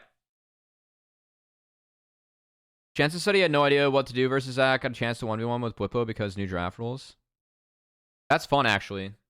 Yeah, so that was discussed on the after the games. You know, the new pros like podcast thing. So that's something they're gonna do at the end of every Sunday show day. So Jensen was like, well, because of the offline draft, you do have time to 1v1 any of your teammates. Yeah. So, you know, in the past, Jensen would have been like, what the fuck? What am I supposed to do against Zach mid? And so Blippo apparently loaded up Zach. Yeah. Real quick. Just like, I mean, Blippo is a really good Zach player too, which is pretty funny actually. Yeah, we talked about that one in Sanity because I know that Poppy was like spot on the word. It was close. Yeah. Because there was the word in like that new brush.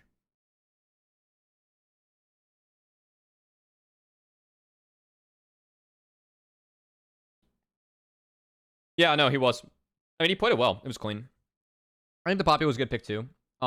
I don't know if new draft rules do kill surprise picks. Like, he will get to 1v1 in lane, but like, there's a difference to like laning, like how it's going to interact in fights, right?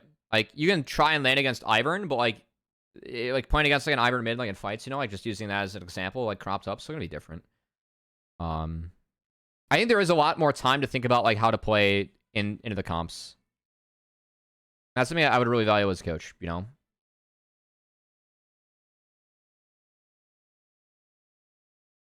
Like, time is your friend always in this. All right, let's get into the next game, though. Thanks for chatting, Insanity. I don't know if you're going to stick around or not, but I always appreciate when you guys pop in. It's like the old Challengers days, you know? XU was standing on business this game. yes, sir! XU had a good game. Lawrence, my boy. It doesn't change the fact this game was gross to watch. Does Jensen get that early kill if he didn't get a chance to practice the land with Blippo before game? That's a good question. I don't know. I mean, I think that Insanity just didn't know where Poppy was, and then Insanity did come back and solo kill him, so yeah.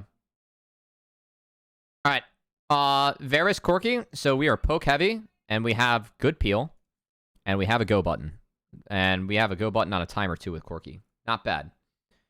IMT Jhin plus Aatrox or Azir. Jesus Christ. I've talked a lot about how I really like the Varus plus Azir pairing because Azir has like a ton of DPS and has ways that interact with both of Varus's builds pretty well. Jhin is clearly an answer to Varus.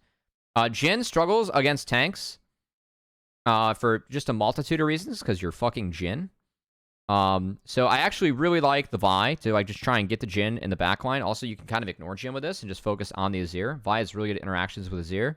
We are dropping the Xin Zhao power pick for this, but I think that this is appropriate. The Corki response, sleeper, but it's fine. Dove is unironically good at this matchup in these champs. I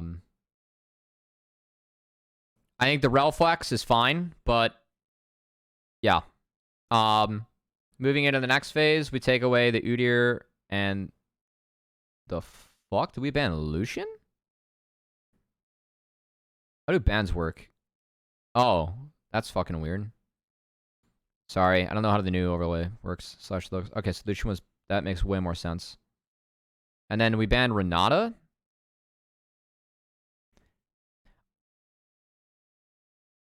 I'm be honest, like, the Renata ban for me, like, this goes bot now. Like, we're gonna ban Renata, you know? I don't like this ban. I get this ban, because, like, that would be, like, super poke heavy and oppressive with these two. But also, like, we could just pick fucking Malphite if they're gonna go Jace. Like, I mean, that spells like we're gonna top lane on 4, you know? Which I don't like. I feel like it's not super worth taking the Rel Flex, because, like, what are they gonna do? Like, fucking Nautilus here? And, like, you still get to win with stats? They could buy Nautilus, and, like, that'd be a little bit hard, but... I actually don't know why IMT didn't buy Nautilus. I think Vi Nautilus is pretty good here for him. You just buy a shit ton of... Or, sorry, like, Rel Naut. Like, playing Naut into this feels really good. And I think Rel Jhin is a shit fucking lane. Like, you are opting into losing this lane. But you're going to have big engage later to try and make space for this guy. A lot of this is, like, playing around Corki timers.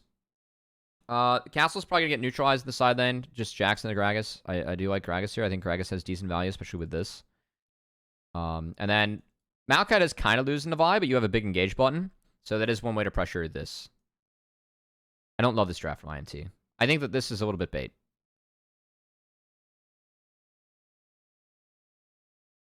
I think they would have been better off having Naut here. Or... No, I'm not going to say that. All right, never mind. All right.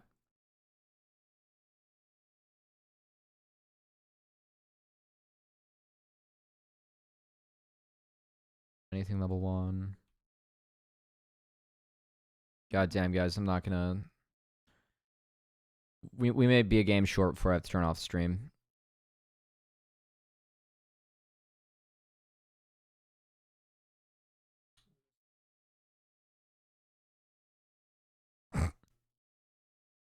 All right, so XU went, or both junglers went Raps, Krugs, red, so safety clear. Tell Travis to wait. I have a meeting at 6. They aren't waiting for me. That's for challengers.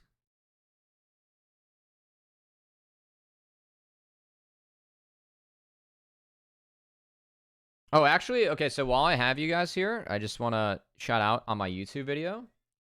On my YouTube, I have a new video up that's with Toasty and Sajed, 2 of the better, like, rookie challenger players that we have that are coming in. I talked to them for like 25 minutes. There was going to be a condensed version that was going to run on the broadcast yesterday, but it didn't for various reasons. Okay. Curious. He just popped it, guys. What do we think about this? I like, don't know, like, what pros think about this point yet. Where you get the pots.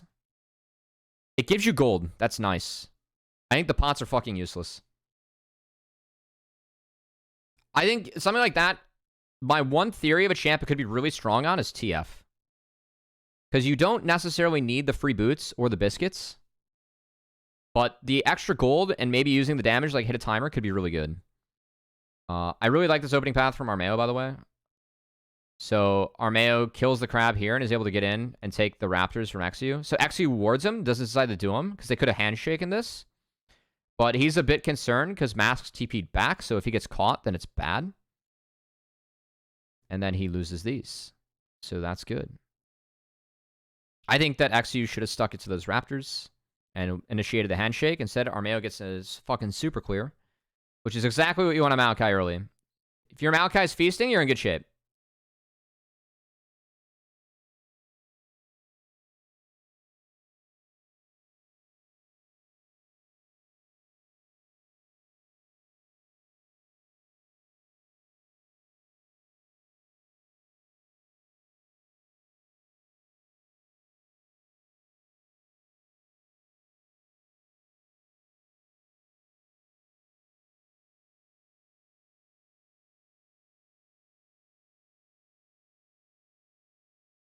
All right, so we have trade.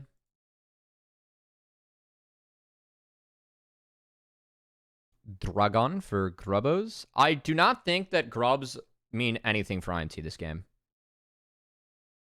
If they get Grubs, I think it's fine, but I don't think they're gonna be in the position to like siege. I really don't. Like Corki later like should have pressure into the Azir, like be like just kind of like be able to handshake and like wave clear, right, and just use your range. It's a fucking Jhin. And then, like, yeah, Jax can use it, but, like, that's why we're taking Gragas. And then Castle gets behind, so.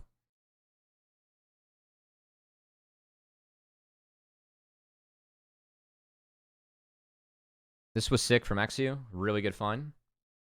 I did not see how Mask got this low. You know what? Oh, Mask just greeting a ward. I asked him about this. Yeah. Literally 30 seconds leading up to this moment, he was like, I was getting so bored. I needed something to happen. So I saw Mask walk up. I'm like, I don't fucking care. I'm flipping. I mean, this isn't a flip. They win. I mean, even if Maokai's here, they should hard win this, given how low Mask was. It was a really good Q flash by XU.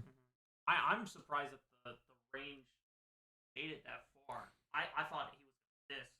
It was so Dude, XU is just the CEO of Immortals, you know? The tweet that XU put up where it's like, I've only won against Immortals in LCS was actually so funny. Yeah. 3-0. Castle, we cannot go back in here. Actually, what? Hang on. I'm going to go back and see how top lane got to be like this. It's a really nice ult from Rich.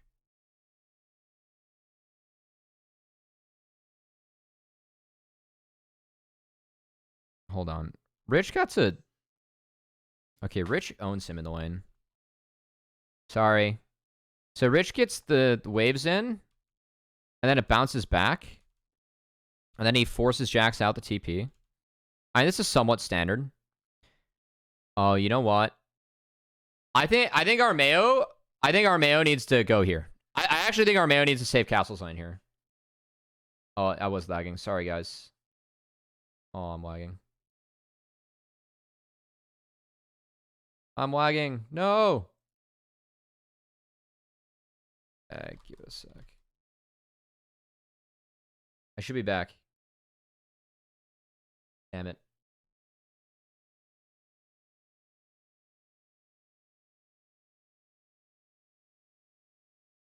Holy shit, he's hot. Hello to you. Thanks. Welcome back to the Bear Den. Thanks for the prime. Appreciate it. All right, guys. I actually think that Armeo needs to help Castle here. I think top lane gets really bad. So right now, Castle TP'd back and Rich walked back. I don't know if like Armeo can read this, but I think if Armeo actually like is able to help out here. Oh, thanks. I appreciate that. Thanks for watching Challengers, man. We love our Challengers fans. I think if Armeo is able to actually help get this in, there is the issue of like, if Vi comes, they lose, right? But right now, like, Rich has TP and is in a way too good a shape in this lane. Castle, like, has to fight to the death to get this wave in, and I think that if Armeo is able to hit that, it's good. Now, it's not like Armeo doesn't get anything for himself. Like, he's able to get the Raptors again. So Armeo's, like, doing well, right? But in the big picture of the game, I think that one of IMT's, like, backdoor win conditions is that if Jax does get big, then he can side lane. And this top lane from here kind of gets out of control, right? And Armeo is like committed to being on the other side of the map here. He's going to reverse clear on his way up to try and get Grubs again. That's fine. But Castle's isolated. The Rich just TP'd back, and Castle's like at half health. Gragas has sustained. There's no way the Rich can do anything in this state. So then Mask dies. Really good find from XU. Mask cannot fuck with that pink ward. Armeo's not even close to him. That's bad from Mask.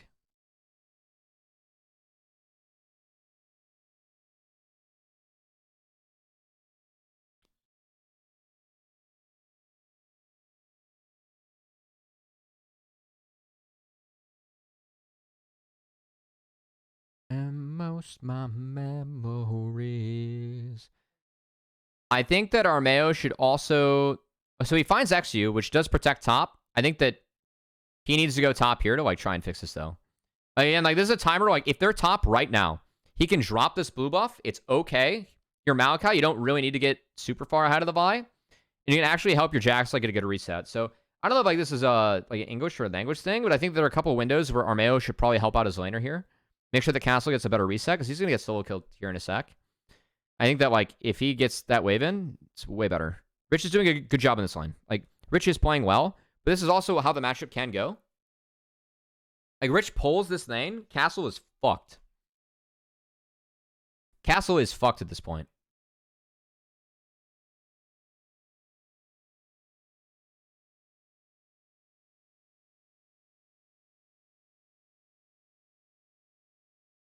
So, like, Rich is, like, going to be up a level at some point, you know?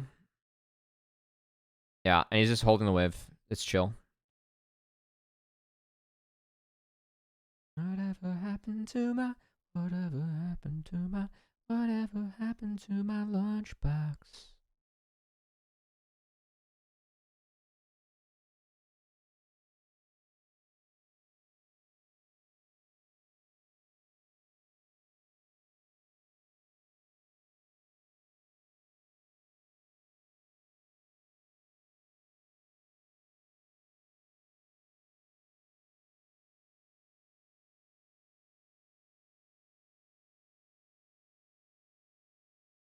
All right. So it's still Varus bot lane with the Rakan. Castle gets boinked into the tower and dies. Well played, Rich. I think there are a couple angles where Jax could have gotten a little bit of help to make his lane state better. That did not happen, and Castle ends up going down there. So it finally kind of bleeds in, and Diggs in a great spot this game. XU takes one grub to deny the grub stack from Armeo. So he's gotten 2 dragons and denied at least the 6 grubs. It's still going to be 5, which Castle TP'd for. I don't think, I mean, I don't think Castle should have TP'd for this, by the way. Look at the map right now. You do not need your... Given where the top lane's at, Castle should TP to the wave and actually help himself out. Because you have support on this side. So, again, like for IMT, I think this is like a little bit of maybe just language or like what to do. I think this is an oops. Support's coming to this side. You get this. You don't need Castle for this. It's fine. And I don't even think the grubs matter that much for IMT, so... Maybe this is just, I'm going to use this to push my Jhin hate. We aren't a huge fan of Jhin.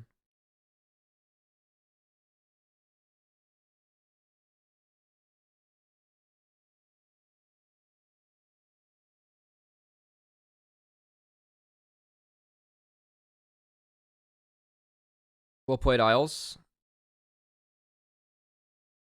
I don't know, like Armeo's like making a lot of plays, right? Like it's not like Armeo's like doing bad things. It's just that I think that there are higher prio things to do.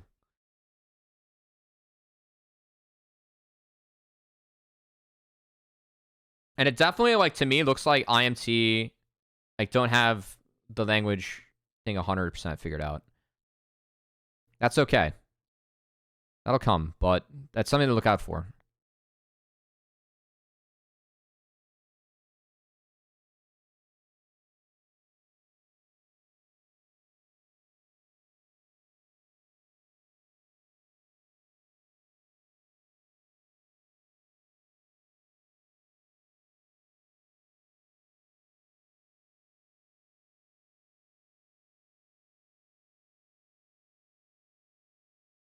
It's a nice big one from Dove. I think I do like this angle a lot.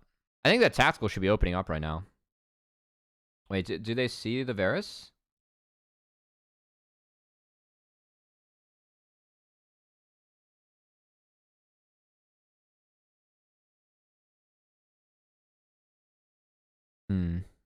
Maybe Armeo can, like, get to Rich and, like, actually live on the back half of this. Oh, XU auto-canceled. That's a blower. Yeah, he auto-canceled there. He would have gotten the proc and killed Armeo. Damn.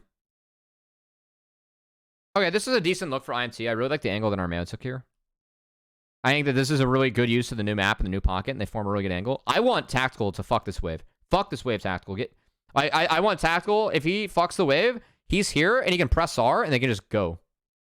They can just go. Whoops. I think the bullets that Tactical fires out, though, here are pretty good. They hit high priority targets.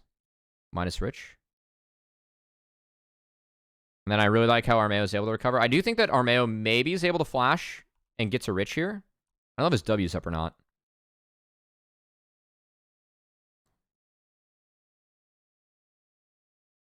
Like, maybe you can, like, flash W Rich, and then, like, that gets him on the right side of the fight, and then you just take focus down Rich, but...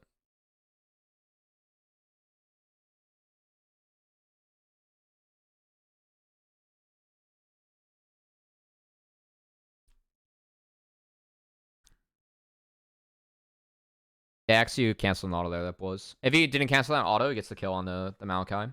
I think... I will say that for XU, I think Frozen Heart might have had an impact there. So that's not like a completely just, like, new mechanical thing. I think Frozen Heart might have affected that one.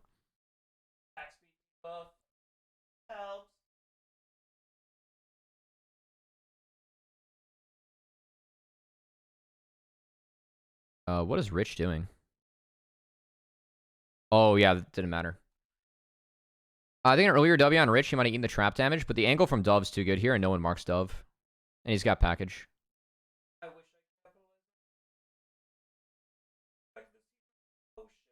Yeah, I mean, Dove's engage is so big, and it cuts off IMT's exit, and then Castle is in fucking Narnia, guys. Like, please, for the love of God, we need Castle. If Castle... Wait, they don't see... If Castle TP's here... No, actually, it doesn't matter. Like, we need a better word for Castle to TP to. Like, legit, Castle can TP here as Jax. It's fine. Castle TPs and just doesn't do shit in this fight. And I can't blame him for it. He needs a better spot to TP. But he TPs in the Narnia, and then by the time he joins the fight's over.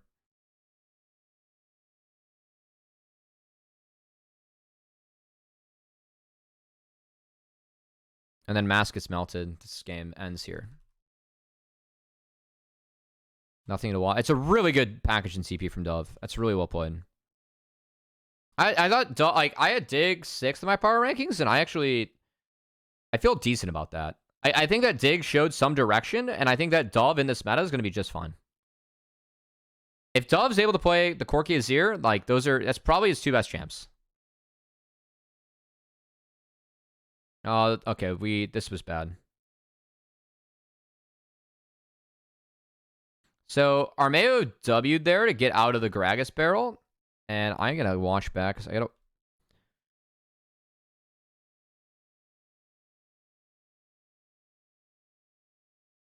Dude, Mask is doing negative fucking damage to Rich. That is hilarious. Jesus Christ. So, while all this is going on, Dove is getting everything he wants in life. And keep in mind, this is it's a 1-grub team. My bad. Thought they got more grubs. Wow, it's still enough. So, I mean, this game's over. This game is legitimately over at this point.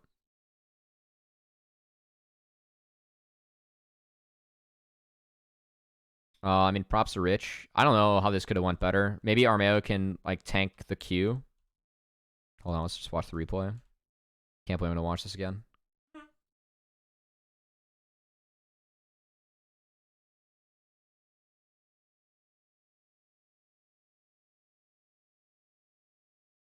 Actually, the ult forced Mass to Q.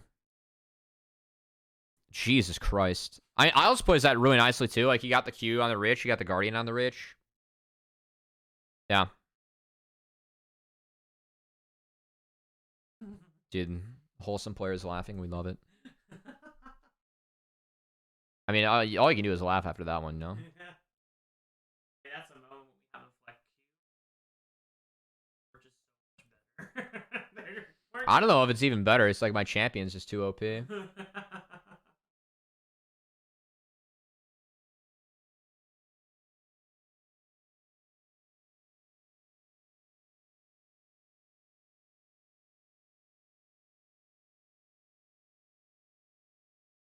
Whoa. Okay, hold on. There is legitimate news going on, guys. Oh, the Riot. Yeah, Riot had big layoffs. Yeah. Oh. Fuck, dude. Elias was the man. This guy was behind the scenes. He helped out with the show players. He's actually the fucking man. Wait, Elias got laid? Yeah. No! Yeah.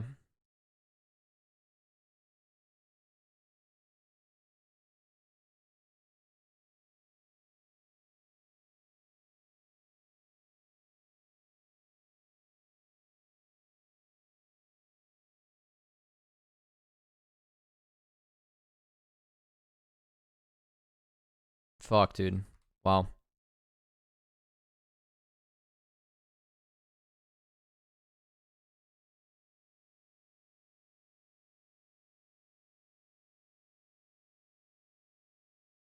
Man.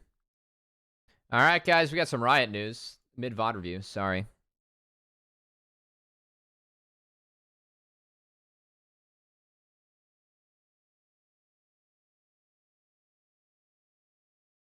Yeah, they cut 11% of the company.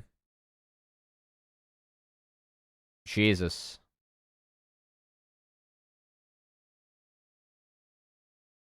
All right, so they're gonna make more games. Sweet.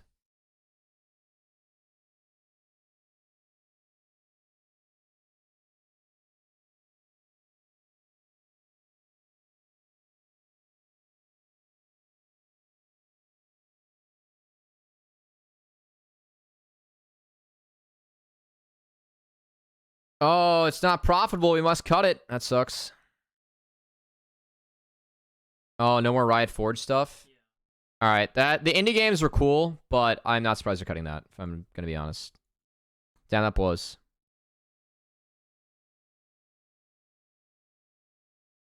Damn, dude, Elias is the fucking man. Wow, that made me really sad. All right, sorry guys, back to bot review. It's kind of a weird transition, but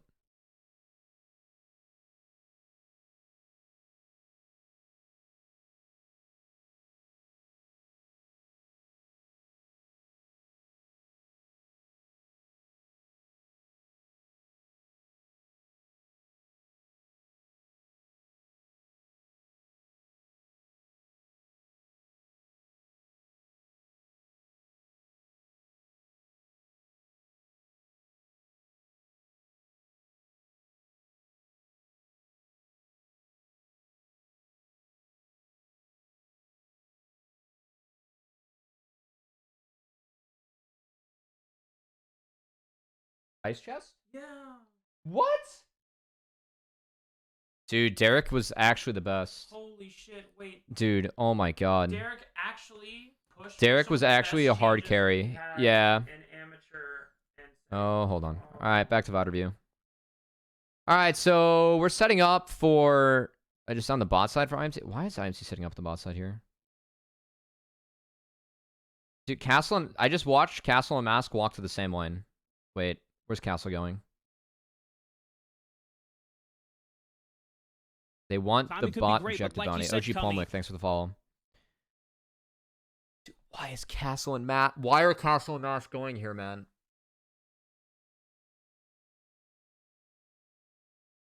I mean, I guess Rich doesn't have TP, so like they're looking to sack this and get a timer. But Castle needs to do this mid. Like, because it takes so much longer to go to bot. No one's responding. Once that's the case, like... Oh. Alright.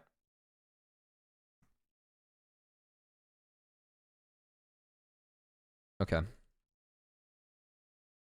So Castle just walked down fogged, and then IMT's like below. So they got objective bounty for Mask. I mean, this honestly like ends up being okay for Mask. That's fine. But Castle did nothing in this series of events. And I don't like that. I can see the attempt, but he needs... If he's gonna do that and like drop those waves, he needs to walk mid. Also, we are in the situation where we're dropping waves on Jax, and that's how you know it's bad. That's how you know the game's not a good spot.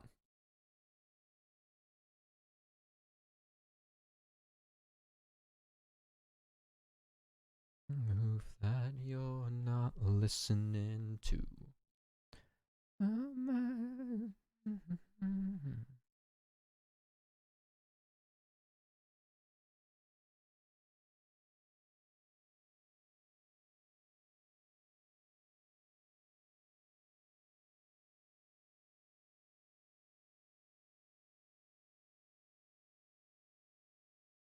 All right, what happens here?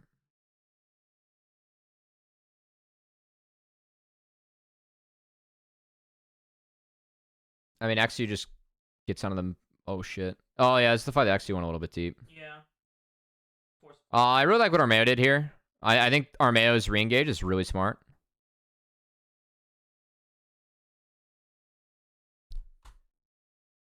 This is not a good debut game for Castle, man. This is actually... This is actually how IMT wins the game with the Counter-Strike flash here, and we fucking miss. And then it's just over. That's actually IMT's like path back in. Oh, Jesus.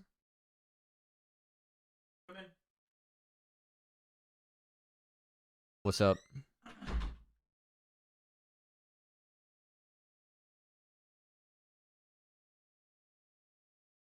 Yeah, I know. I've got 4 more games to get through, like in an hour and a half. We'll see how we do. We might be VoD reviewing a little bit later. Oh, guys, real quick. Champs Queue's back tonight. I'll be streaming after Hotline League. Because they're on the new patch.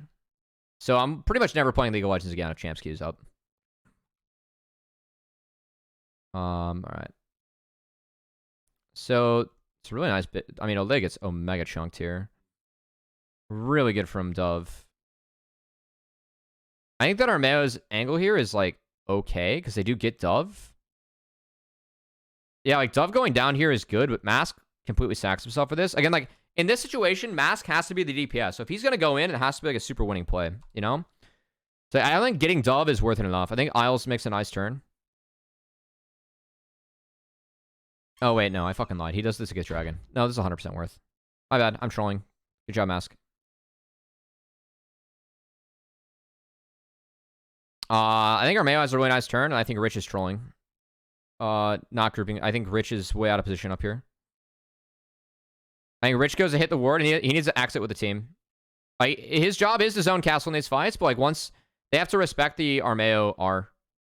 I think if they get back through the choke, then IMT can't push. You can just lean on Corky Rockets and Varus poke, right? Hopefully he performs better getting forward. I hope so. I don't have high hopes for Castle. I had decent hopes for Mask, actually.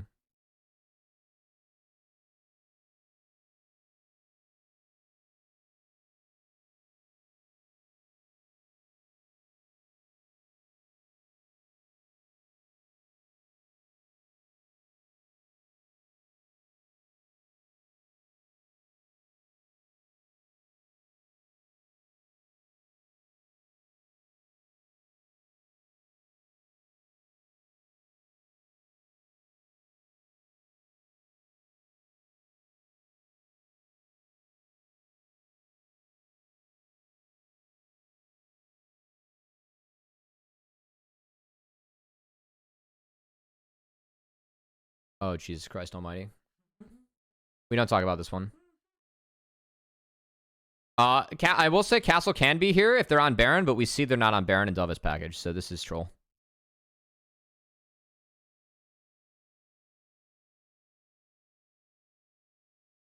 Really nice. Really well played, honestly, by Tactical on that W. I think this is good for IMT. I think it's the best that IMT can do. Look at how much damage Jin does to Gragas. Isn't that fun?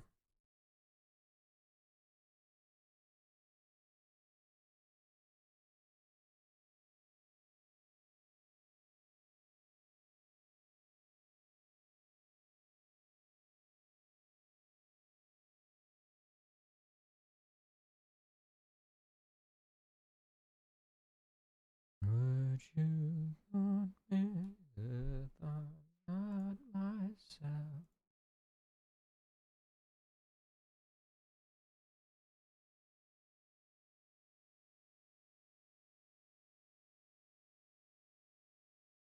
Wow, that's a really nice engage from Rich and XU. I mean, it's kind of unlucky, like... I mean, Olay kind of has to go that way to get out, but like, it's just doomed. You know? The fact it's only a 1-for-1 is honestly kind of lucky.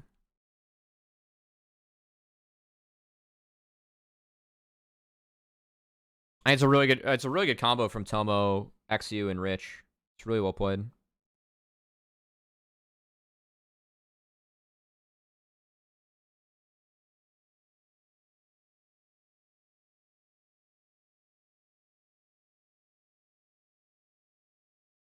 I need to keep on going through these games, guys. Good flash by Tactical.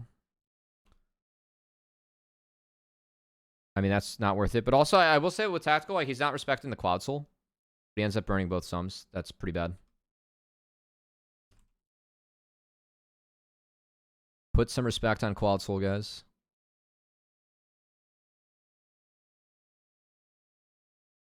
Oh, I mean, this game's still over.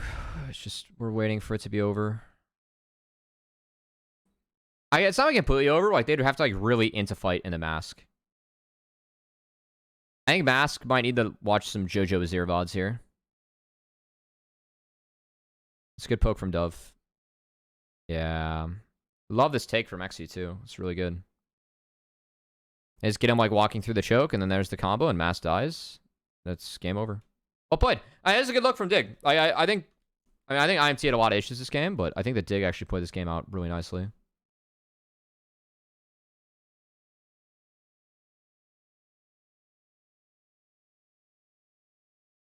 I think this was the appropriate response from IMT. You can see Jhin damage is, like, significant when he hit 4 shots and after he gets Serelda's.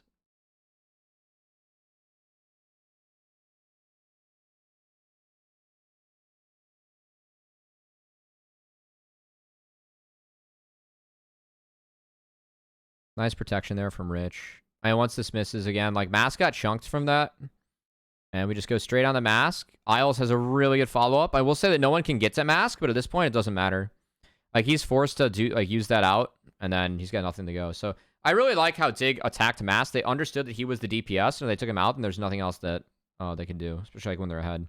And XU had a monster game. So, good debut from him. Can I get over how enormous mid lane looks, especially a zoomed in cam or a zoomed out cam? Yeah, it's big. All right, day 2. Holy shit, there's no chance I'm gonna get through all these games. Nah, before out one league. I did watch him live, but I like going over him again. This makes me make sure I know my shit. Yes, the Trundle pick. Okay. I will say, guys, Trundle into these 2 champs is really fucking good. Trundle is really fucking good into these 2 champs. Into these 3 champs, it's fucking dog. And in this draft, I was really hoping to see setup for this. Because, like, Nami and Corki aren't really enough. And this is just like, TL are going to neutralize this. So, like, TL in day 1, they played a very fast comp. Here, they're playing a very slow comp. And TL's entire goal is that they're going to neutralize this. And then this takes over, because nothing can deal with this. The poke from this does not fucking matter. This later does not fucking matter. And the carries are mobile enough to get out of Rumble. There's really no true setup outside of the tidal wave and the package. Pillar a little bit, but I don't think it's enough. I think that this needs to be something like a fucking Vi. But if we're going to open Lucian Rumble, then we lock in what we have to take here. Topside strong. We narrow up bot lane with the really aggressive shit. But we leave this up, so they just play for late. And this core is pretty good. So, long story short, I don't like this draft for Shotfire Rebellion. I think this one could have been a little bit better. I don't know how I'd change it, though. I think I would change it. Oh, shit, my bad. They banned this first. That's fine. They banned this. I think the Aphelios ban when you have Lucian Nami is very appropriate. I think the Rakan ban is meh. But also the snap engage here is pretty good. Rakan has like 2 people to piggyback off of, so it's not bad. I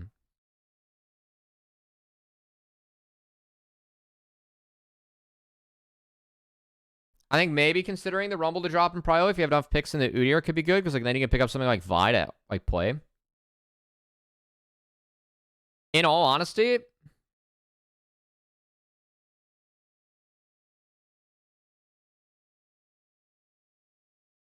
maybe it's just a Poppy ban. Do you Poppy ban first 3? I mean, I think banning Nico is smart. I actually don't know what the solution is for Shotfire Brilliant in this draft.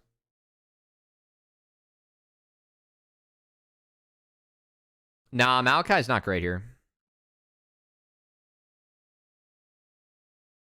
Like, you're way too magic damage heavy if you take Maokai. You need AD, and you can't really Xin in the Poppy. You can't least Xin in the Poppy. Vi's ban. It's like one of the decent picks in the Poppy. Even that's not great. VA, you could Viego, but like Viego doesn't have enough, like, I think you just have to like play fucking like Jarvan and eat it, but Jarvan sucks into this, you know? I think Vi is like the one answer. So I thought this draft was like pretty TL-sided. I actually thought Shotfire Rebellion, like off of day 1, might win this game, but I thought this draft was, when I saw this draft, I was very TL favored.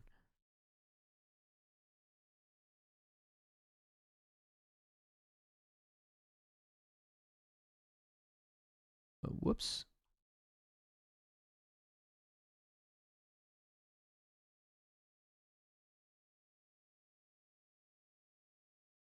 No more Lushinami. I mean, Wild Turtle's playing this week. I think that when V-Boy comes in, they're going to spread things a little bit. My guess is that Wild Turtle's like, guys, I'm best at this. This is like what we have to play, you know? So I think the O2 for Shopify Reliant fans, like, obviously it's only 14 games, and that hurts, but I don't think it's the worst thing in the world by any means. All right, so TL, they have the Udyr. They're going to try and use it. It's really big that Boogie won that, because then, yeah. I think the E start was a little bit ambitious, but that's okay. Because if he starts W, you can clear a lot faster. So that's really big. Like, I like that game plan from TL. I think that's fine, but they did lose it. Boogie was there to answer, and that's big.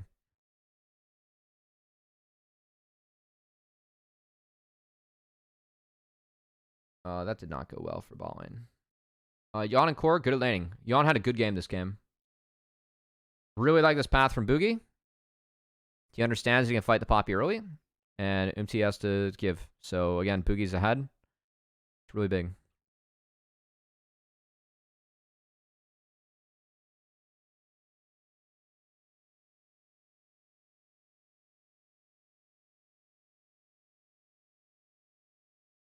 Now, because of the camps that Boogie took, he's not 3 yet.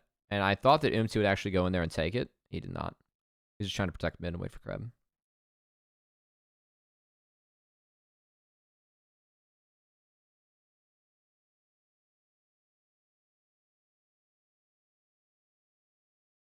So he gets some of Insanity's mana, and then he can double Kreb. I think once they spot Trundle here, then he should go take the wraps that he just saw. Umti should. If I'm not mistaken, Umti actually had a really nice game here. Like, he recovered. Yeah, I think that Umti should, like, be on Raptors right now. Like, I know it's going to be spotted, but I think that he should be taking Trundle Raptors. He could base after that.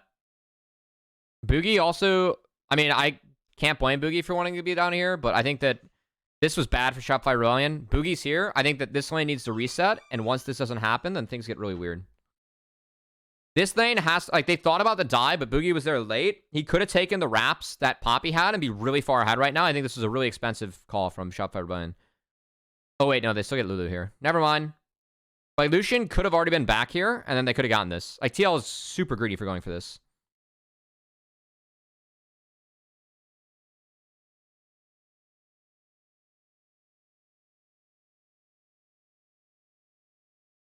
So, just think, like, Boogie could have had the Raptors, the Krugs, and made this play. So, Boogie, like, waiting here, like, for that extra wave, he did come a little bit too early.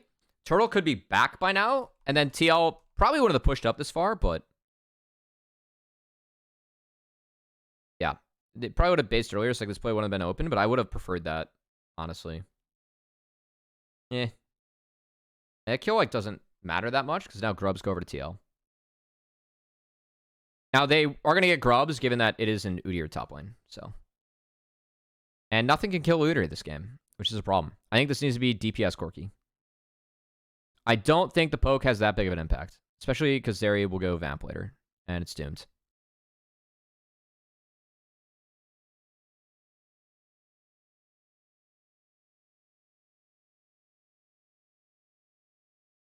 Damn.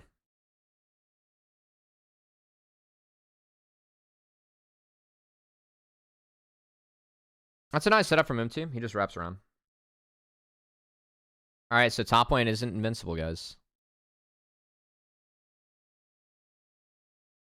Nice, well played.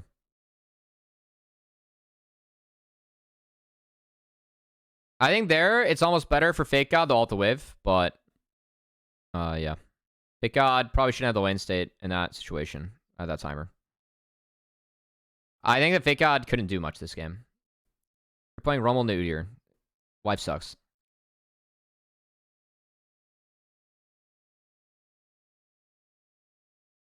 I did think that, like, there were a couple angles Shopify Reliant could have won this game. Like, Trundle does make the front line really squishy. Lucian and Corki could rip through, like, a Poppy or a Udyr and go from there. I just don't think there's, like, enough CC. And, like, Zeri just takes over later, you know?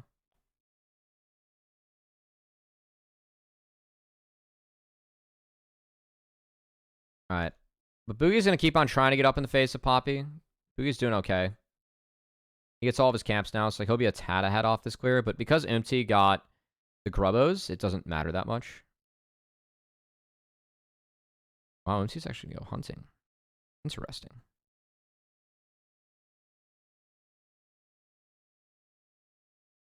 And he's got Impact's help. Wow. Okay, yeah, he forced him off this. Wow. That's really nice.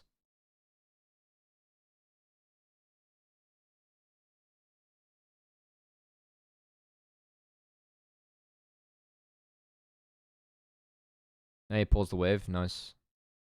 Nothing to do. I mean, this is one where, like, Udyr kind of sets us up because it forces Boogie out, and they ward it. Boogie would have to, like, wrap around and wait. Which Boogie could have done, and that would have been winning. I think I would have liked that from Boogie, but... Yeah, so I think that Boogie, like, set himself behind early, like, by looking bot, and that made his game a little bit harder, and then... This is, like, one where I would have actually liked to see him wait. I think if he's here, like, then... You can pillar the Udyr and force him to tank, and it's not bad. And they lose all the grubs. And the bot lane that, like, should be winning isn't Omega winning. So it's a bit of a problem. Nice flash by MT. And nothing from first package. Like, it's a fucking disaster. So this game's already, like, in really bad spot for Shopify Rebellion. It's 5 grubs for TL, so it's good. MT had a nice game this game. Dream each night of some version of you that I...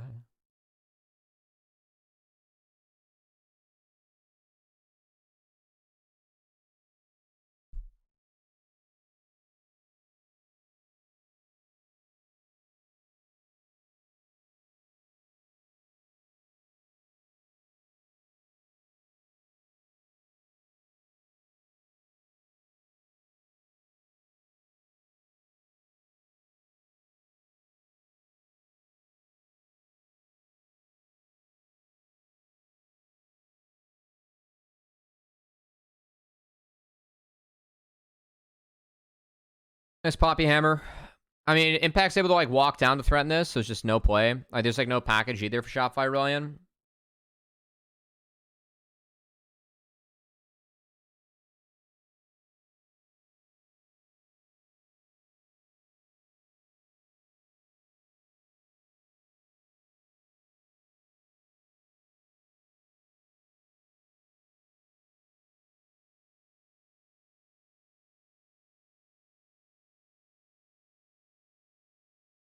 What 80 junglers can we play into Poppy? Unironically, one of the picks that used to be playable in the Poppy was actually Udyr. Give me a sec.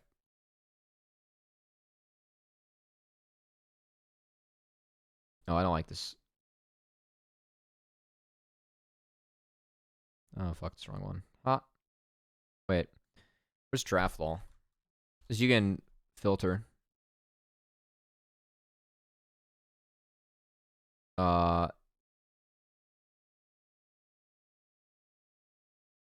Yeah, you can filter. All right, here.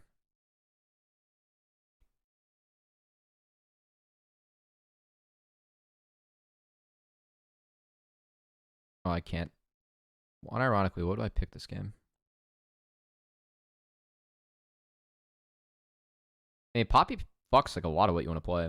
There's like Zin's an option. That's fucked. Wukong's an option. Not great.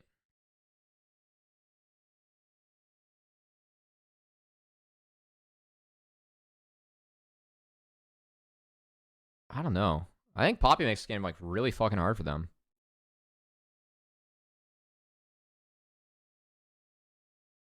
I think Poppy makes the game really hard for them. All right, guys, let's consult some data. The way that we play solo queue. The Vern.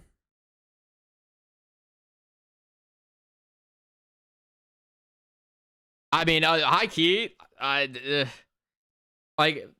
Zeri gets some perks into Ivern, you know, because you can just continuously fight. But I'm actually not against it. Yeah, there's the Udyr. Oh, Nocturne. Why aren't we playing fucking Nocturne here? Yeah, pick Nocturne. And no, I don't know. It's hard. Cause I think you do need CC to like sync with Rumble. I thought this draft's like a little bit jank. Hey, this game got really hard.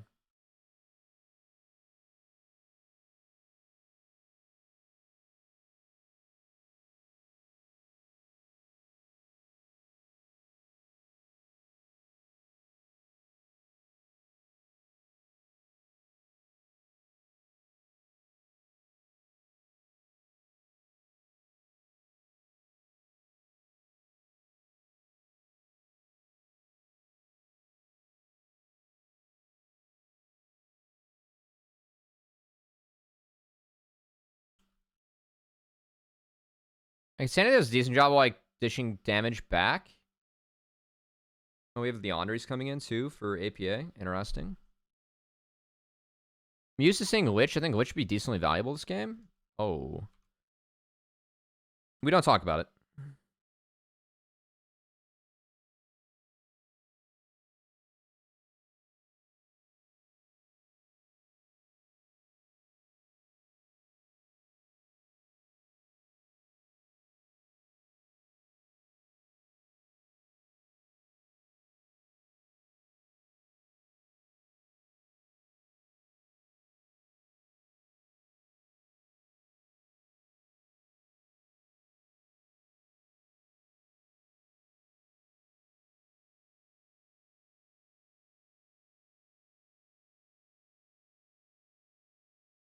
It's nice from Turtle. Oh, it's actually kind of unlucky. I mean, this is a good series from Shopify Rebellion. Like, they're able to actually use this package to, like, get the dragon, which I was hoping they would do with the last one, too. Oh, wait, they didn't. That's right. Huh. Yeah, this was disaster. Like, once this dragon goes over, it's disaster. It doesn't matter if Impact dies. It doesn't matter who burns Flash. That's so fucking worth it for TL. Like, TL scale infinitely harder this game.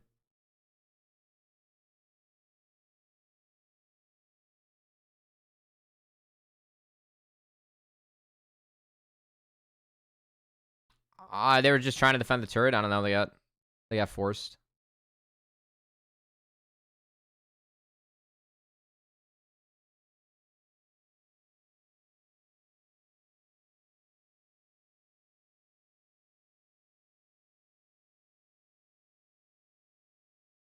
Yawn gets his team 5 red buffs from that single W. That's value. That's an AK gold swing right there. Yeah, I still hate how all the buffs get Oprah'd. I just don't know why. Like, it's actually... Red buff is so fucking strong. Like, TL have a massive advantage now. I think it's going to make range matter so much more in this meta. The fact that, like, you can get red buff. If you have, like, Caitlyn or, like, Rapid Fire Cannon Lucian applying this shit, like, that's a lot, you know? Not to mention, like, Corki. I mean, Corki gets a fucking free red buff, free blue buff. Like, hell yeah, you know? Alright. So we go on Boogie, and Boogie ults Umti, and Umti gets melted. Let's go. It's a good job.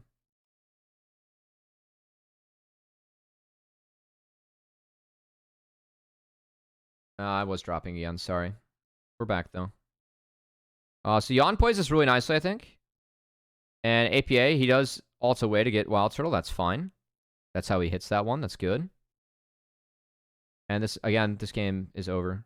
Like, we used the Poppy ult on the, or the Trundle ult on Poppy. So Udyr just kind of runs rampant. Like, there's not enough DPS. Turtle already burned his flash, so if he can't kill Yon there, it's just doomed. Now, to be fair, they're probably going to get ran down anyway, but Impact, make sure to run them all down. And I really like this ult from Fake God. I will say that. I don't think there's a lot of CC to set up this game, and Fake God's ult prevents them from doing Baron. I think that was actually low-key pretty nice. But again, this game is fucking cooked. When she calls me back. Fake God didn't have his ult up for this either. Which, like, it would have been really nice to have it in the jungle, you know?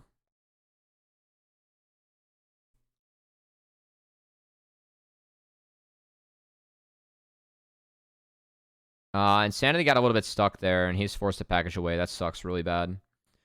So, like, 2 of the packages went a little bit sour from Insanity, which is too bad.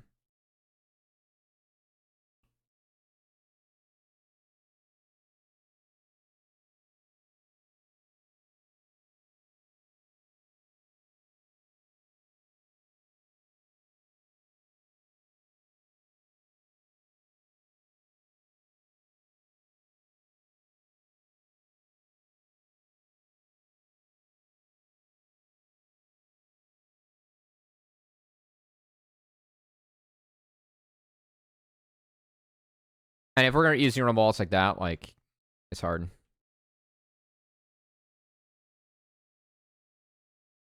Dude, you know what you know what I want to see with B-Boy though? Some Zazel engage champs.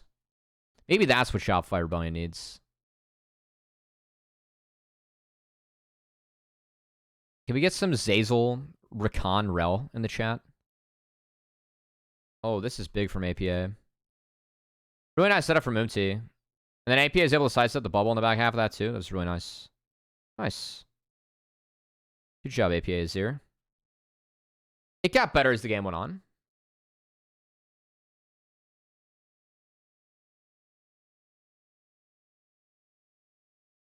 She calls me back.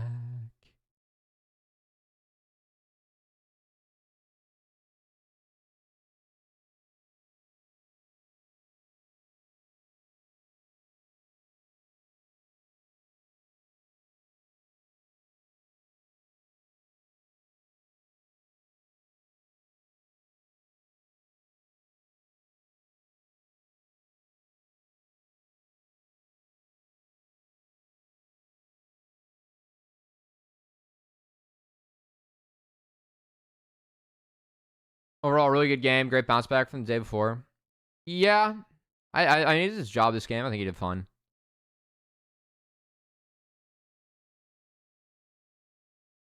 I did like the verdant barrier this game from APA. I think that APA understood that like the only way that they lose is if like something goes wrong, and I'm down to build defense in those scenarios.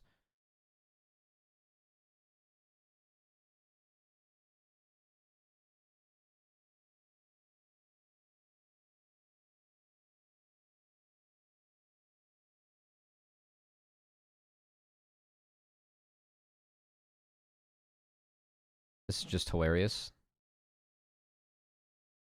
So I guess that's why we're not seeing Rumble dominate the meta anymore, you know? Meanwhile, I think Insanity is a nice alt angle. I would have liked... So the pillar kind of like knocked people towards things, and then they were able to flash out. So like, I think that if it was a little bit of a better angle from Insanity, they could have comboed it to cut him off, but that's the attempt they have to go for. It's just over. Like, and this is like Zeri time, you know? So props to TL. I think they played out their comp a lot better this time around. They didn't have to be nearly as aggressive, and I think that they had to be aggressive in game one, and they just weren't able to pull it off. So definitely went for something a lot safer, and this worked out better.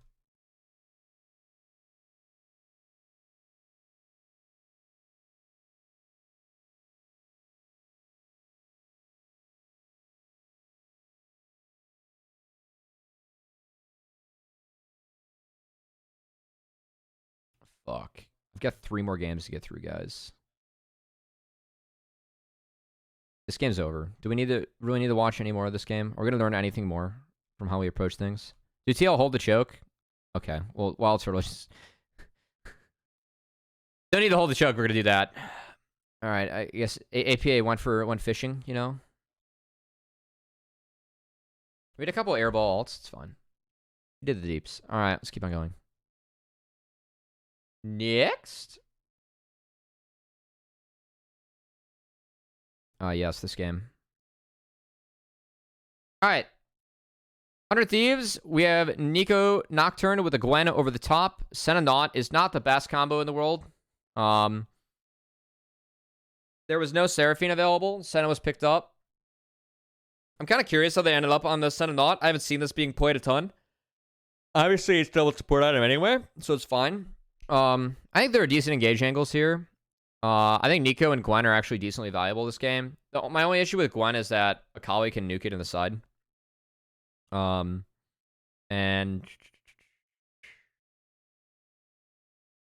I think the Karma was like a little bit of a deny pick for the Senna, is my guess. And Varus Karma is a fine lane. You get a shit ton of push there. The way to beat that is hook. I think this is fine. I think this is a nice opening from C9 to respawn. They take the Udyr. They're able to ban out 2 likely counters or 2 likely answers. Just take away the comfort. Then Akali blind. Nico for the lockdown. Gwen loses to this inside, but can somewhat deal with the Udyr. You never really kill the Udyr, but the Udyr also can't kill you. I don't know if Fudge goes damage this game or not. Still waiting to see some damage. If I'm not mistaken, this is another big game from Blabber. But Blabber has a Nico this time from JoJo, so I'm not surprised about that.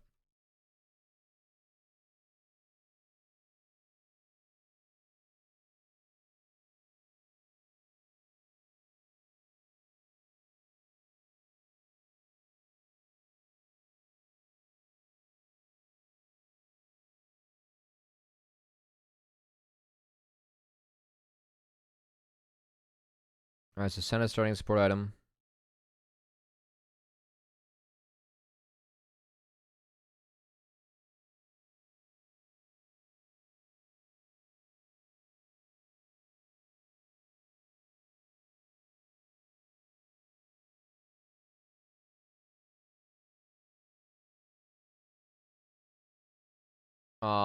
Bot lane's really Varus Karma favored early, but they already got a plate. That's pretty impressive from Berserker and Vulcan. Like, that's very good. Whoa. That's a really nice... Oh, I remember this is a really nice hook from Ayla, though. So Vulcan didn't catch that one, and this actually opens up a really nice angle for a good trade. That's well done by Ayla and Meech. That's well done. Not hook moment. Vulcan does need to catch that. And now River's down here on a good timer. And they actually... They don't get anything.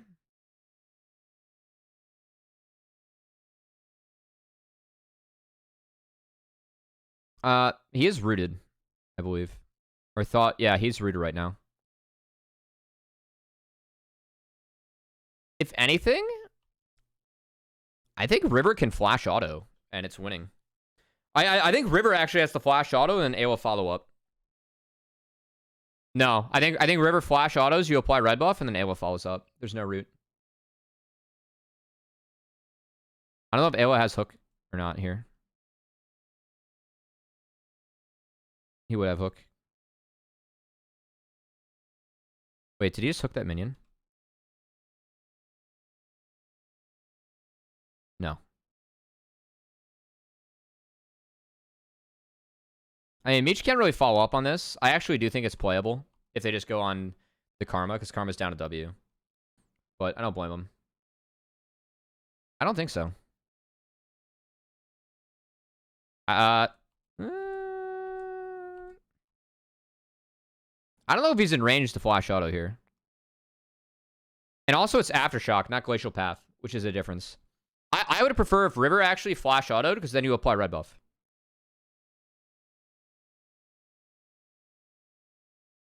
I think from here at this angle, River can flash auto, and then Ayla can decide if he wants to follow up or not after. And I think it's a yes. Because like you have the speed up path. Like Vulcan doesn't get out of this. So I think that's the angle. I think River should have flash autoed that.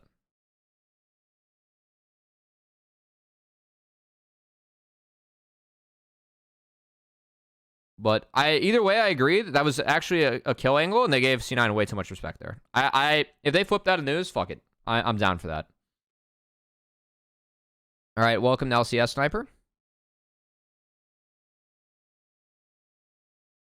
So Sniper, I don't have control over the. You don't have control over this wave, but Blabber did a pretty big opening clear, right? So he was able to get pretty much all of his camps, and he gets the Krugs, and then Sniper's wave is bouncing back, so there is always going to be a timer here, and it's good.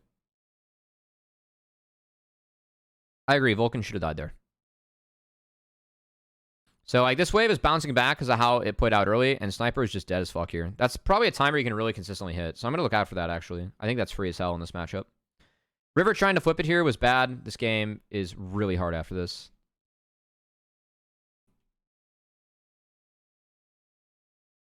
Like, you just do not win that. Now, off the back half of that, we double TP back. Blabber's taking the dragon, a little bit more valuable, so we have grubs. You got to assume that with the Udyr lane, though, you can deny the grub stack, so I think this is a win. And now you get to go pressure this bot lane, which is great, because you have the Karma and the Varus, still have a lot of push and poke. This is a good find from Ayla. Oh, shit. That's right, this happened. Meech could have flashed there. And it could have saved things from going from bad to worse. But 100 Thieves, if like both side lanes fucked up.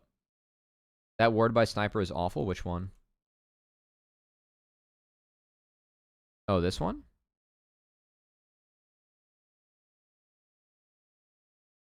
See when he drops it. I don't think it's super awful. You can't really walk further to ward. My guess is that it gives you the most of the vision that you need. Honestly, this probably gives you vision to like here. I don't think it's that bad. I don't think that makes a difference in this. I think 100 Thieves just kind of choked this game.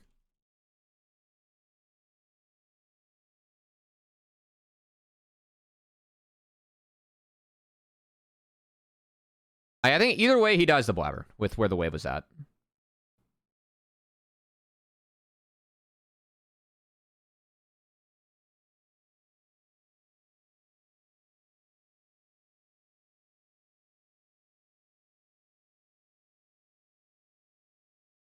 I don't know, I just really like how, like, Blabber sets up maps. I mean, I know Blabber, like, watches a lot of tape, but, like, when I see, like, Blabber set up a map, I'm like, yeah, like, that, like, watching this game, right? Like, Udyr is going to get pushed the first 3 waves. If you come back around that timer, like, you're starting topside, you're going top to bot, and you're back there, like, Krug's at top, that window is always going to be available for you. Fucking always. Like, people say that, like, Blabber is, like, really efficient. Like, it's because he sets up maps right. And he thinks about maps, like, a little bit further in advance, you know?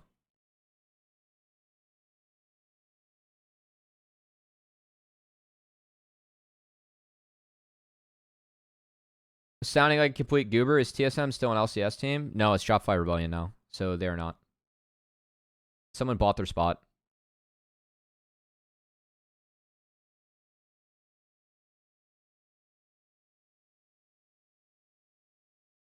Rocket Belt for Cannon. Worth.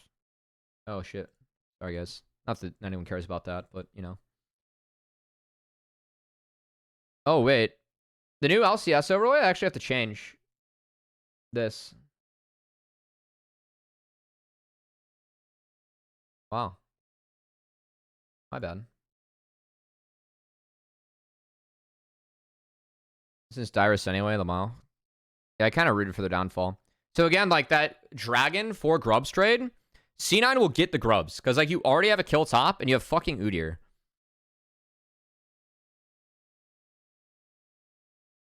Also, I don't know about you guys. I'm down for Udyr to build a little bit of damage this game. Give me a Leandries, please. Where's my Riftmaker Udyr to match the Riftmaker on Gwen? Alright, Blabber got a little bit hyphy here. Did not quite work out. But, no punish.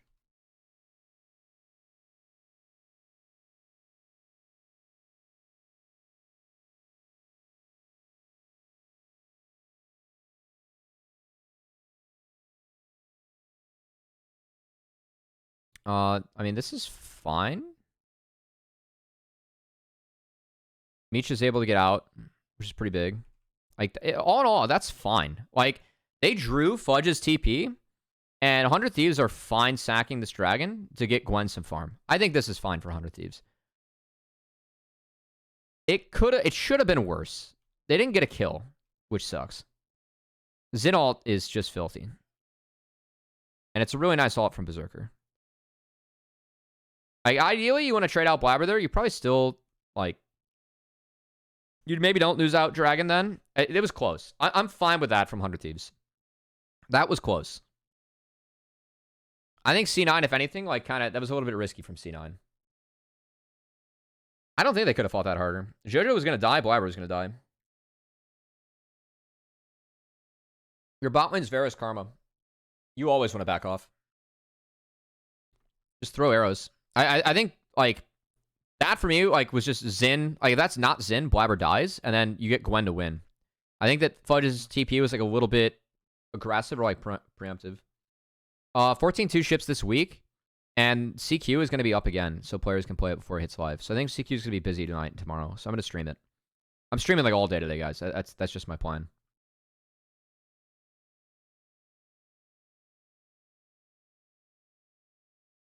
Alright, so River decides to go on Vulcan, which I don't think is the best call. And then Jojo, this is the fight that Jojo just smurfs. I do think that River and Quid should be synced up on the same target. And Quid doesn't have flash, so... This was a little bit weird. And then Jojo plays this fight so fucking well. Like, oh... Jojo played this fight. Jojo, for me, was the player of the week.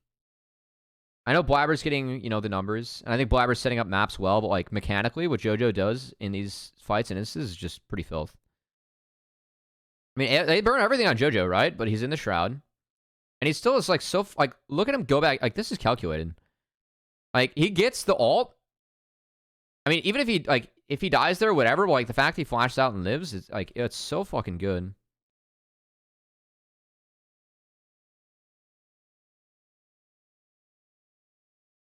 RIP Sniper Dash. Stream your 6 p.m. meeting. It's just for content.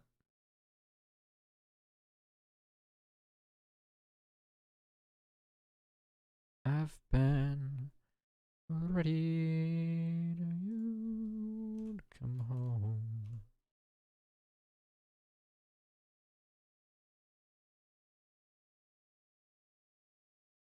I will say, I'm going to look shitty for Outline League today. We're going to look shitty for Outline League. That's the sacrifice we're making for the stream, truly. I'm going to look like how Mark used to look, you know?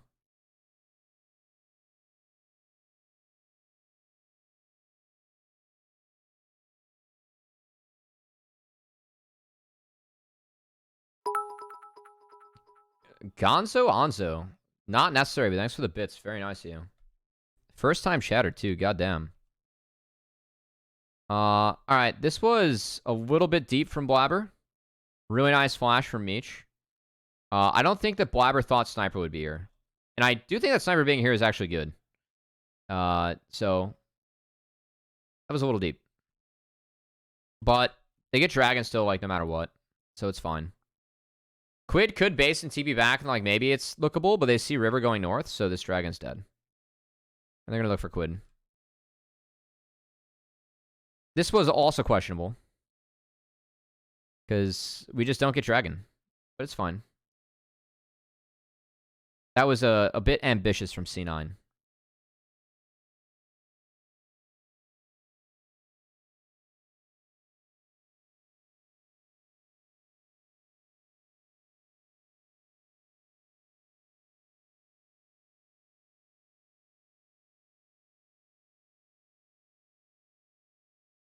Also, it's kind of curious to see Nico Nako Storm Surge second. I think that Nico needs to pop people, so I think that's the angle.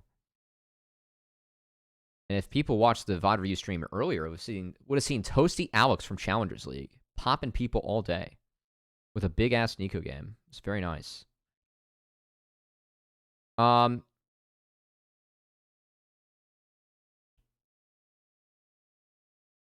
Okay, so Blabber's going to take this one.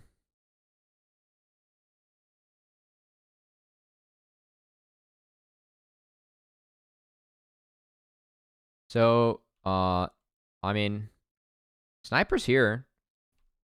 Like, Sniper... So, Fudge is off reset here. So, Sniper's always going to be here first. I actually think, like, again, I don't think this is the best take from Blabber. Like, Blabber does win this. And if Sniper's not here, this is fine. Like, Berserker, like, just fired Q on the wave. They're trying to take mid. I don't think you go in here. Like, you do have the karma, but Sniper's here, and he gets toasted for it.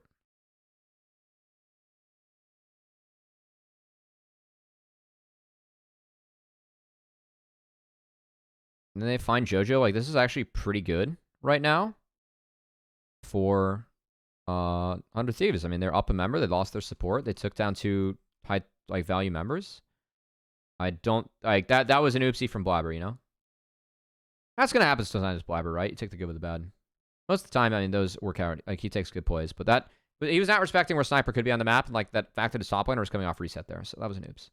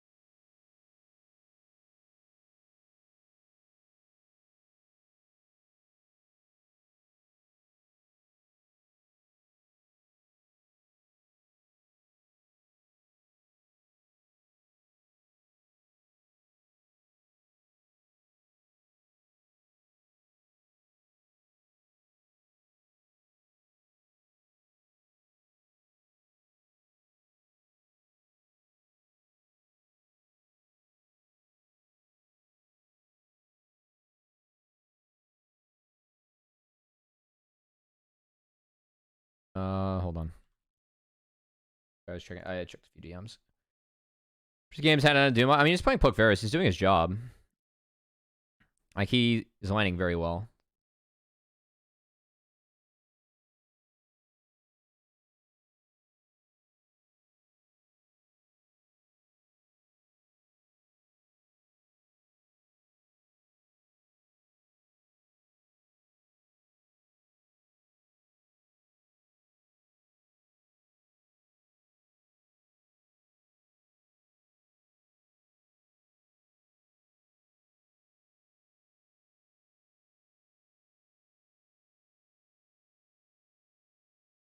Is Varus Nightmare on the end? I agree. Overall, again, it's been pretty hands off. I mean, he's playing Poke Varus, guys. He's doing his job, you know? You know, it's kind of been the JoJo Blabber show so far. Which doesn't surprise me. I think that JoJo historically, like, he does lane really well, but he has had junglers come to his lane to, like, help drive home those leads. And I think that I'm not surprised that we're seeing that here. Okay, so, like, this is really good from Blabber, right? Like, so the reason why I like this play is that they see Sniper on top. Like, they see where both the solo lanes are, so, like, in the 3v3, they just hard win. He can go in whatever the fuck he wants. This is a much better take. This is an informed take from Blabber, right? We aren't flipping anything.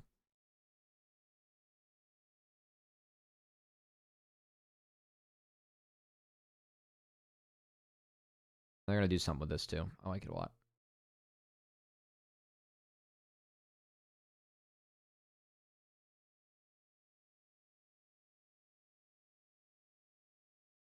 Quid's ult's terrible. Holy shit, I didn't see this. Oh, he got hit by Berserker? Never mind. Okay, see? Yeah, you guys want to see Berserker do something? He R's Quid here, and that actually saves the flash. Wow, that's fucking good. Wow, that's actually game-saving. Wow, that's really, really, really, really well played. I mean, that's the JoJo triple. That's, like, completely off Berserker. Because Quid flashes there. Wow, that's really good. Okay, I didn't catch that on my first watch through. Alright, well, that's game-changing.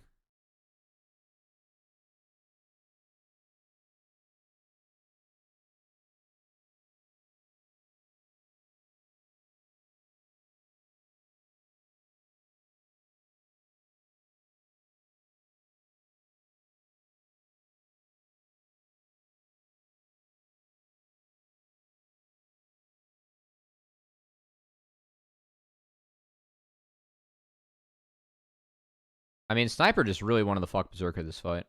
Oh my god, he still missed. Holy shit, he still lived. Oh no. Well, it's bad. I mean, Quid doesn't have flash here, so it's hard. Like, River just takes it, the target he can. It's bad. They're trying to, like, do this before JoJo gets here, but they can't beat JoJo here. JoJo Queen's house.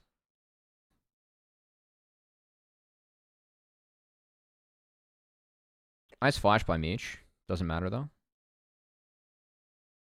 Alright. GG's. Cubby's supposed to come out of lane up CS on Nico. Not necessarily. I think it's like Nico should pressure, but it's kind of handshaky. And like if that's the case, Nico does need to move. Like if the Nico doesn't leave lane, then Nico should be ahead. But Nico wants to move to make plays because like Nico has push early, so you might drop waves for that. And that's okay. That's okay. All right, new game. All right, IMT. They are stealing Dig's homework and playing this. And also flexing the rel, which they've done twice now. Okay. FlyQuest just only used 3 bans? Anyone know why FlyQuest has 3 bans? I don't know. Regardless. You see Varus? We take this. This also gets fucked by this. This also gets fucked by this. This is blinded. This is counterpick to break the double marksman. We have the handshake, and then we have the Olaf. I mean, if Olaf can get in range of this, it's good. Okay, never mind. This is actually a really good Olaf game. This is a pretty good Olaf game. Because like, if it's going to be double poke, then no one can DPS down the Olaf, you know? Did I miss bans? Production issue from offline draft? Okay. We remember the bans? Does anyone know the bans?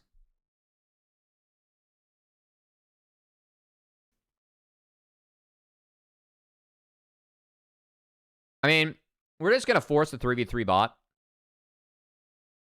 All right, that's fine. We don't care. We're running late anyway. We're going to force 3v3 bot and see what the fuck happens. If I turn on volume, then my VoD gets flagged. I have it set up for music, not for the VoD.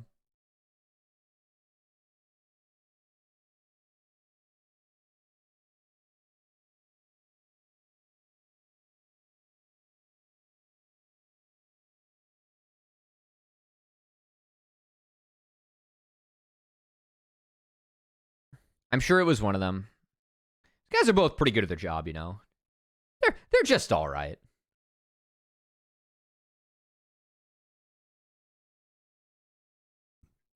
All right, so Romeo's spotted. He's going to wrap around. There is respect paid. Inspire gets a really nice trade-off here. And they get the flash out. I really like that. It's really well done. I mean, again, we're just forcing the 3v3 bot. I also love Blippo's response. So Blippo proxies a wave and then bases. I think he's got perfect CS too. I think he's down 2. No? Because what? It would be 19. No, he's down 1.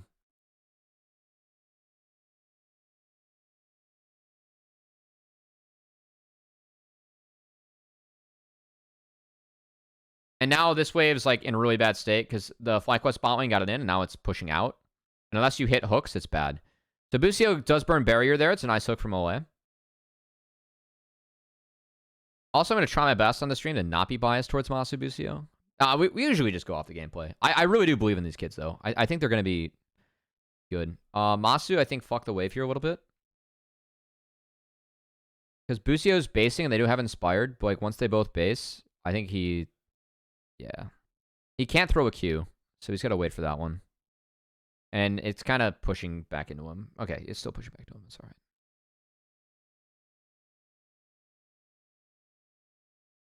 So that timer, the fact that Busio and Inspired base together, you get the free dragon. And they're going to trade that out for Grubbies, which is fine. They can get Grubbies later. You do win Grubs, I think, with Olaf. But not at this timer. I think Olaf needs some items. And Olaf just wants to lane. Because you dominate the lane. You get a lot of push in that lane.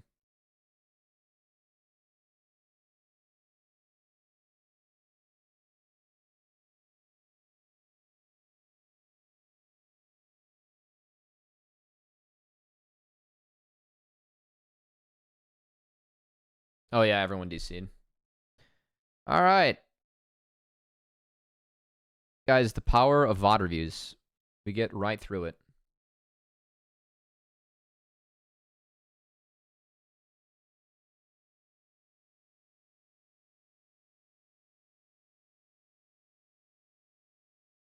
All right, so Masu's a little bit low and out of pots. They got push bot for IMTs. They're actually able to get the fruit. So IMT's bot lane's doing okay here. Like, the Varus is overperforming. Masu also took the pots. Interesting.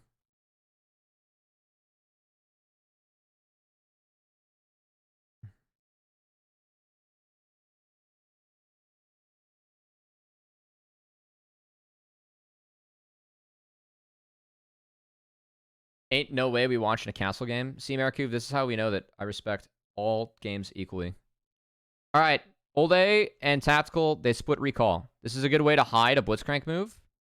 And it is a cannon wave. So Tactical stays to get the cannon because he queued it. Timing could be great, but he like stays you said, too long. Cubby, It's a punish from Tactical. And then Masu syncs it up with the ult. Really clean. Well done. Phase Rush, thanks for the follow. And then I love this from Busio. So Ole's reset is just completely wasted because Busio just gets a chunk. He does have 6. 6 was already used. So. Also, I thought Busio's Ashe this game was chef's kiss. I actually think Busio played really well this game. I thought a lot of his Zeros were really, really good. Like, one of the better Ashes I've seen. I know he's been putting a lot of time in it in CQ, so it's good to see. Definitely is a support that requires a little bit more games and practice. Eric, you can type the command if you want. There it is. Beat me to it.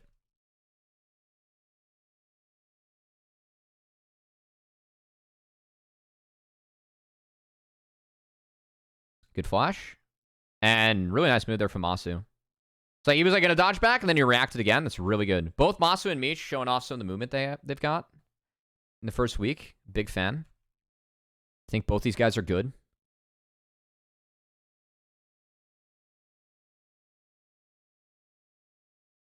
Busio does get caught, though, and he's going to get bursted down. He's dead as fuck. So, I don't know if Busio... He threw it in a hawk shot. He just... The Ole was a little bit too close, so... That was well done. And then Mass just burns package to keep it synced up with the dragon. That's fine, too. I think if Inspired stuck with this here, Tactical is still down Flash, so I actually think that there is an angle for Inspired, but regardless, this takes them off the dragon. So I think Inspired hitting this wave with Masu is really smart, and then they just hit dragon right off the bat. I do think that there was a kill available on Tactical there once that 4-shot hits. Armeo is cooked. Armeo's sticking around because like, he knows that if he gets Q smite, it's good. But once enough people show up, then he's out. That was a good try by Busio. They got the W.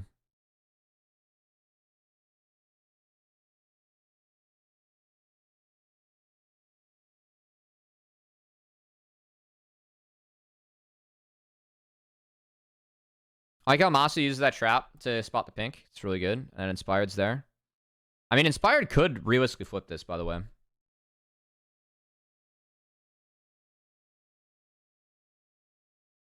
Oh, they know Armeo's down here? Okay. I think Inspired could, in theory, flip this.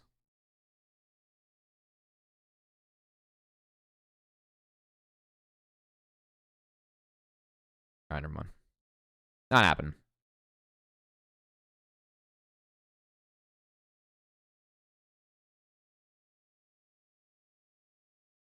I believe only I can end the reason. The W missing from Masu is an oopsie. That should hit every time. I really like his positioning, though, for the ult. And then they just shove Armeo back. I think that he should try to use 4-shot on Ole. Because Ole has Mobies. If he gets that, it's actually doable to get him.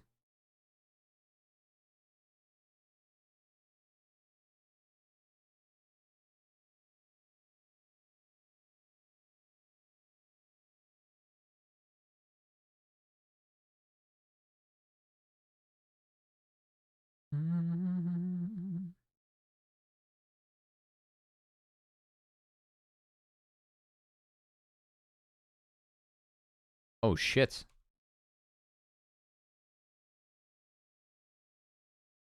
Yeah, Castle hasn't looked good in his first 2 games. Dude, Jensen had it calculated. Let's go. So when it's not Eclipse first on Corki, then it does open up some windows to like still punish. I think that this build is what's needed for Corki actually in this game, given the Olaf and the Vi, because we kind of talked about that. Like the Olaf makes so that you cannot go poke Corki. I think that what Mask is building is correct, but Jensen found him there. Get some reassurance from Busio too, the back half. Also, Busio's support item, I very much believe this is the call on Ashe. Just every W, you pretty much just get to apply it. Just some bonus damage. Very good.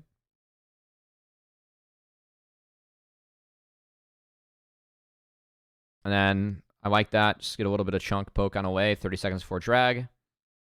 Away can't base.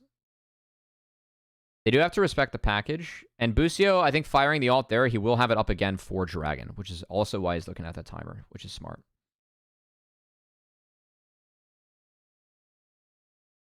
Yeah, it's... Okay, it's going to be a little bit late for being up. But it's up in the end. Alright, so, I mean, this is a really good start for Immortals, right? Like, Inspire gets one-tapped. But Castle's not TPing. I think Castle has TP here. Okay, there he is.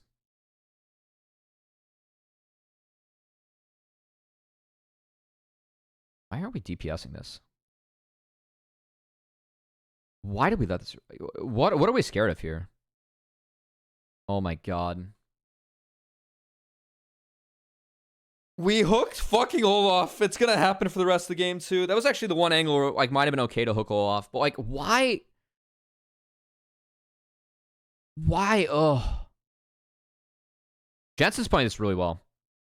Wow, Jensen played that really fucking well, guys. He even reacted to this. Wow, that is really good.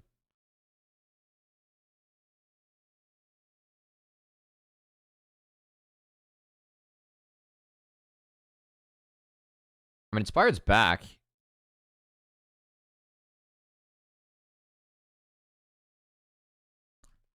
I kind of like how FlyQuest played that. Like, they just kind of let IMT walk into them. They bought so much time that Whippo just got a free turret. Like, guys, look at where the mid health is right now, and the fact that Whippo is, like, going to TP here. Mid tower dies while this all goes on. Mask needs to hit the fucking dragon with this team. I think they need to burn this dragon right fucking now. Please, for the love of God, like, why is Mask going mid? Hit the fucking dragon. Like, the fact that, like, dragon, like, resets, like, you want to play, like, off the poke. You keep dragon pulled up there, you can just fucking free fire, like, right here. Like, this is exactly where the Corky Varus want to be. No? Damn. They were scared. Then we hook Olaf. That's a pretty nice combo. That's a pretty nice combo from Busio Jensen there. I really like that. It's really, that's like 2 times I've done it now. I really like that a lot. It's really well done. As communication issue, the differences of how they want to play, which is obvious since you import a random top and mid. I will say Mask's English is pretty good. And I think that Mask is still like my pick for probably the best import, which I know sounds crazy because it's Immortals, but I thought Mask's tape was good. It's just like I know Castle like got in a little bit late. I have a much higher expectations for week 2 because what I'm seeing in week 1 is not good. And yeah, well, yeah, a lot of it's like they just don't know what they want to do. I hope they can trust Armeo. Yeah, exactly. Like I've heard Armeo and Ayla like in the TLA teams, right? Like these guys have very clear direction and like they work together to like shot call. They were good. They know how to play map. Smartest importing done by team. I think Mask, I got all the imports this split, will be the best imported player. I'm not really counting Blippo and Inspired in that because Inspired is green card now and Blippo, like, he already put in an A. Like, the answer is Blippo, right? But that's not interesting to me. The interesting one is, like, who's next, you know? I thought Mask was good. I actually thought, like, from the tape, Mask would be fine. Polbay do be out there. Yeah, but we don't have the money anymore in NA, Maracuv. All right, so Busio flashes. I really like that from Busio again. Like, he just hits Armeo and makes sure that he doesn't get in the pit. It's really good. Busio is playing this really nicely. I love this for Busio, actually. This is like... This is why I fucking love this player, man. Look at how he's, like, playing up here with Castle. And then, like, that W angle. It hits everyone in the back, too. So, like, that, like, enables them to, like, actually, like, maybe continue the play. If anything else, like, hits there, it's because of Busio and, like, how he positioned there. It's really fucking good. It's really good.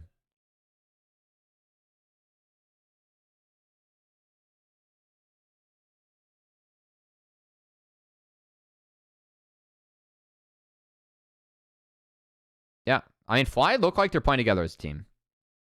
Week 1. I think... I'm not surprised, though. Like, I looked at Fly, and I'm like, this team has very clear direction. Another arrow into Armeo to make sure he just can't steal. That's fine. Plays over. Yeah, I think Busio had a really... I think Busio Jensen have played really well in this game. Jensen going second on death cap is pretty baller, too. Fly over C9 for the split? Okay. I mean, that's a little bit of a bold take, but again, I had Fly ranked second in my power rankings because, like, the way this roster was put together makes sense. And I have faith in the rooks. Nice look from away. Still a trade. I mean, it's a trade up for IMT, but it's a trade.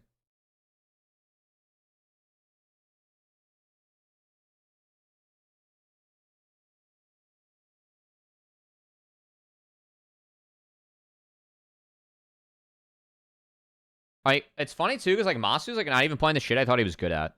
Like, Masu and Zaya Kaisa meta, guys? Oh, please, for the love of God, come back. This guy is legitimately good at fights. Be 80 carry historically as well? Oh, yeah, for sure. I mean, 80 is the easiest role to scout. And I think that it's been really figured out in the last couple times. Like, the last couple of seasons.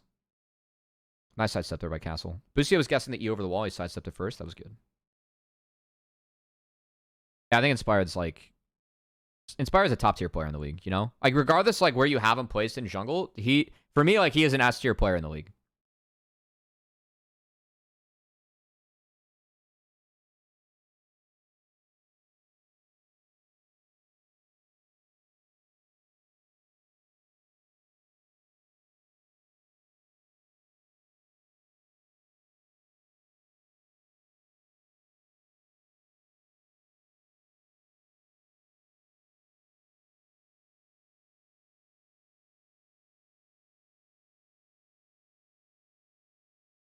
Dear Lord Almighty.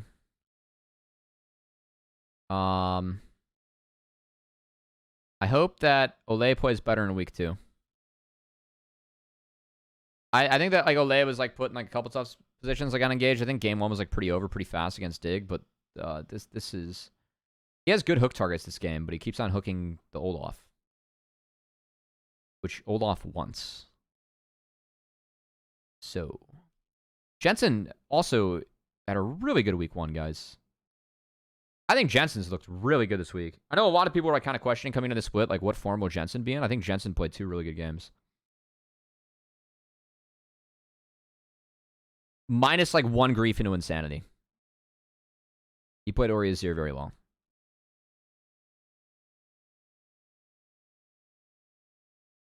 Oh my god. Dude. Fuck. So this is why Forrest and Dom were losing their fucking minds.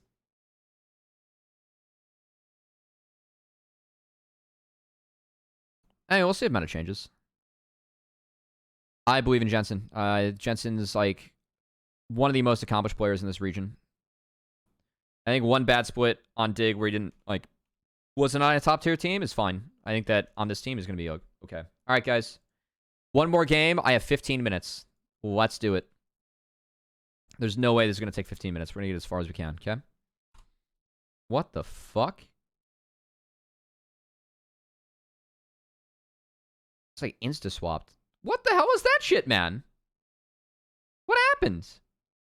All right, that's a Zin. Now we talk. Dig missed a ban. That's what missed a ban. All right, Corky first pick. Fuck me. Senna Kench is what Energy was playing at Worlds that I think really like warped the meta. Really appreciated the fact that Energy were pointing that out. Dokla with the Jace top with a Senna Kench gets to go ham, guys. Dokla is a solid player. I think that Dokla, like, this guy is aggressive. He knows how to play his lane matchups. I think sometimes Dokla doesn't get credit for being a carry top, but when he gets resources, he can do things with it. And he did so this game. I was really happy to see that. If you get jungle overload top, this is a matchup that you can win on Jace. So I was really happy to see him get this, you know?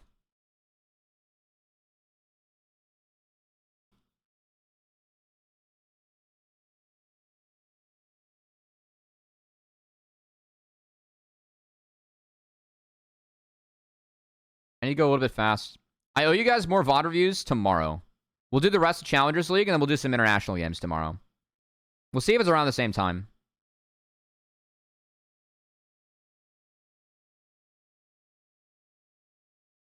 I probably should have watched this game, though, early, because, like, we're talking to Pelifox tonight, so I probably should have knocked this one out.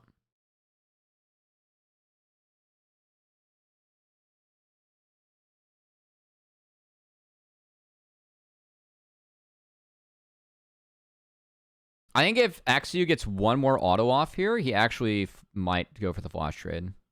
He would have been under tower range, though, so. But I think this game was like XU.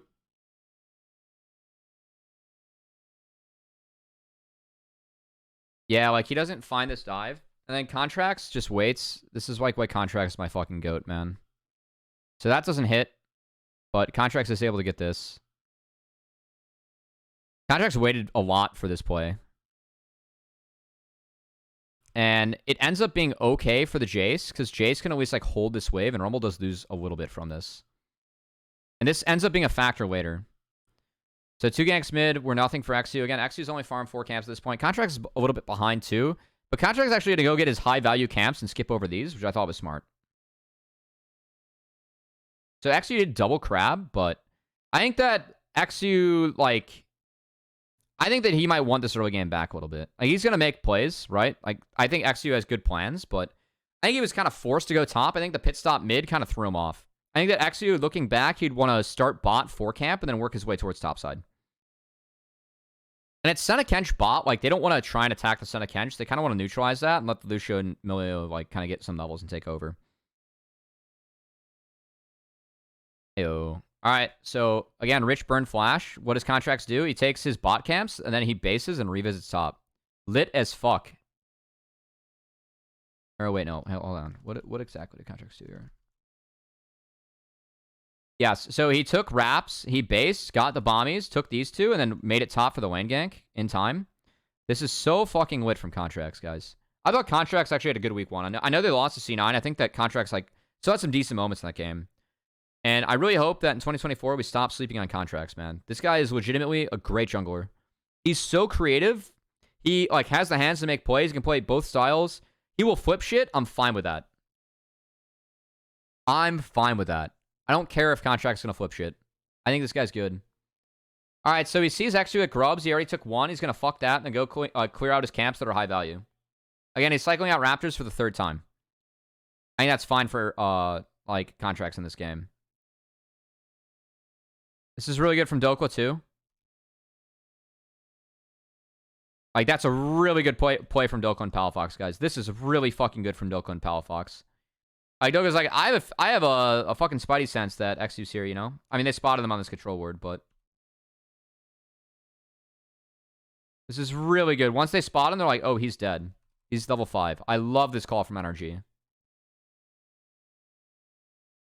Dokla also like waits for his teammate. It's so good. This was so good from NRG. Yeah, losing the C9 is not that big of a deal. I agree. C9 are a good team. There's no shame in losing to them. Also, I didn't love their draft that game, I will say. That's really nice from Rich. That was really well played from Rich. I'm really glad that Rich stayed in the league, guys. I think Rich is fun. Really glad that Rich stayed in the league. All right, again, I really like this from Contracts. Isles should not be here. Isles and Tomo being split here was super fucking weird. Like, they spot Contracts here, right? Like, he is spotted on that ward. So, going to clear out this ward and be split against the Senna Kench was really weird for me. Yeah, this was bad. Like, they know Contracts is above. It's like literal object permanence. Contracts was trying to guess the flash and guess wrong. So, he got a little bit too litty, but it's fine. We love Contracts like that. Guys, we got 10 minutes till a meeting. We're fucking zooming.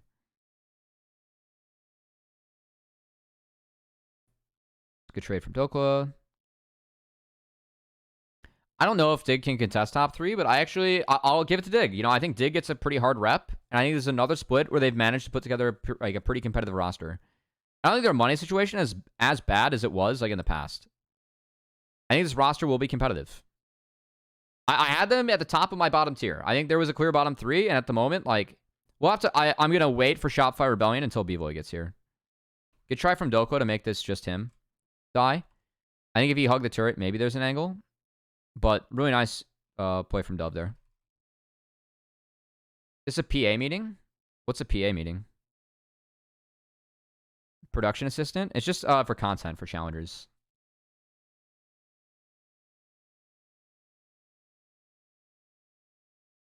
No, I'm not in the Players Association. I'm not a player, I'm a noob. Alright, so Contracts comes back, and it's 4 grubs, I think, total for NRG. Oh, he had a PA meeting? That's kind of funny, actually. Police Academy. Hell yeah.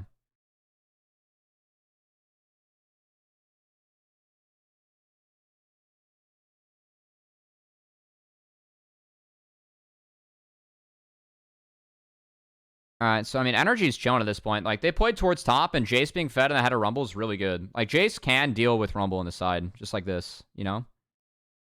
Really nice sidestep there from Rich, but that's how this matchup does go with Jace. NRG know that, and they played towards it with the Senna Kench. That was really smart.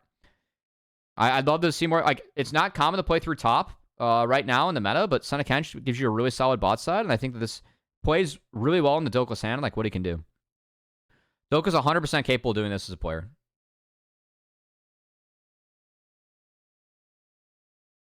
Man, shit like this makes me miss, like, Viper in the league. Like, I shared the Viper interview we did earlier in, like, 2021 with him. Viper, like, also played this style and was really good at it. I think Doka was a little bit better on, like, playing tanks and, like, being more respectful. But I think Viper, like, could have learned that over time, too. He had a good mindset. And, like, there was an era where Doka and Viper were the 2 best top laners that we had in Amateur in 21. Sheesh. All right, so Milio Lucian gets split again.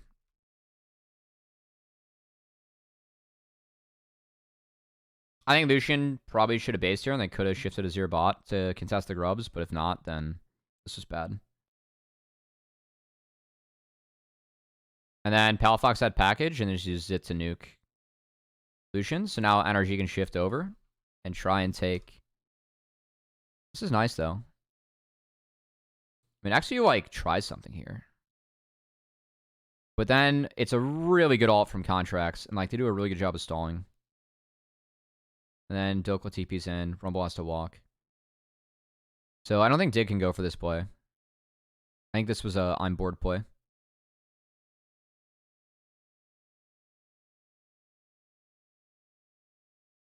And then Axu also can't get out. So that's really well played. This game's pretty toast. I put RNG third in my power rankings, so I also disrespect them. It's fine. Yeah, alright, we're beating the Xiaohumi to death. Alright, we get Senad. We'll put Rich.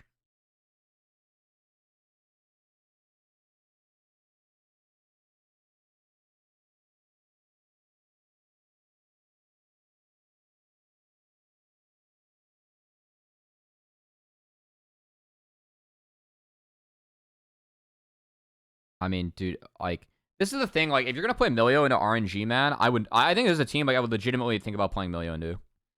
Like, you're just gonna open up the map for Contracts Hui to go ham. Like, I think that's kind of like the game they want to play, you know? But yeah, NRG had a really good look this game.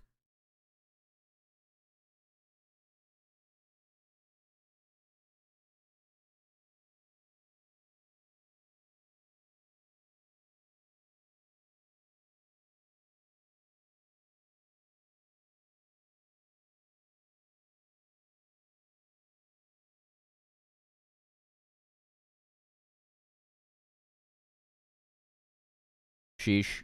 Yeah, I mean, like this game's pretty wrapped at this point. That's a really troll Rift Herald, but you know, it be what it do. I think there were a couple instances too where like the Milio was pretty split. Yeah. Like you can't split up the Lucian Milio at all. So like, I think there were a couple like opportunities like I was like, hey, maybe I can match with Milio and like we can do something, just not gonna be the case. And NRG just got the kind of style of this game. That was well, I mean, that's well played by Dove. Dove's best champ is Azir. Like, again, Azir Corki meta, Dove's gonna be fine. Oh, my camera's been off this whole time? I mean, who gives a shit, but still.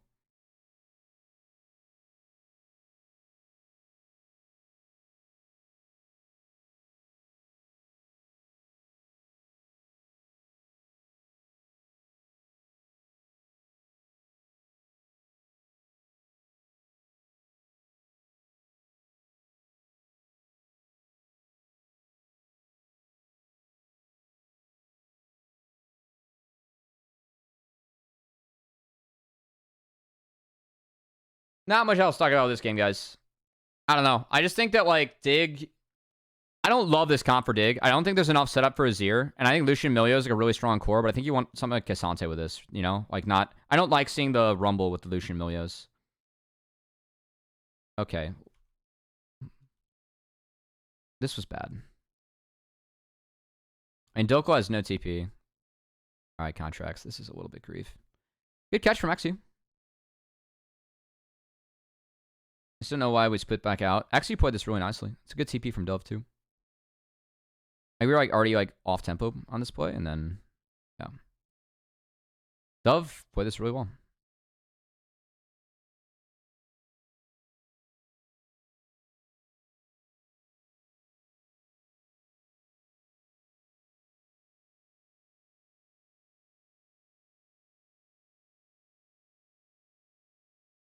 Alright. So this is really fucking grief from NRG. There's no reason for NRG to walk in here.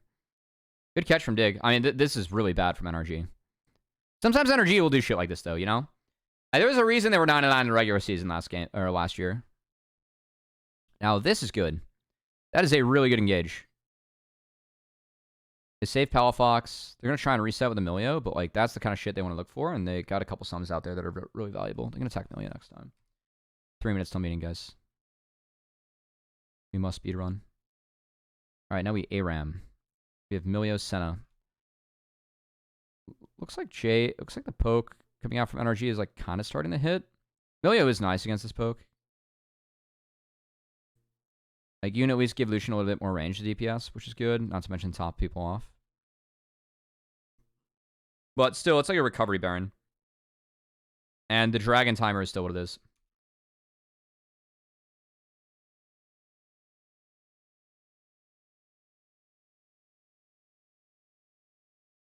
I'll call your mom.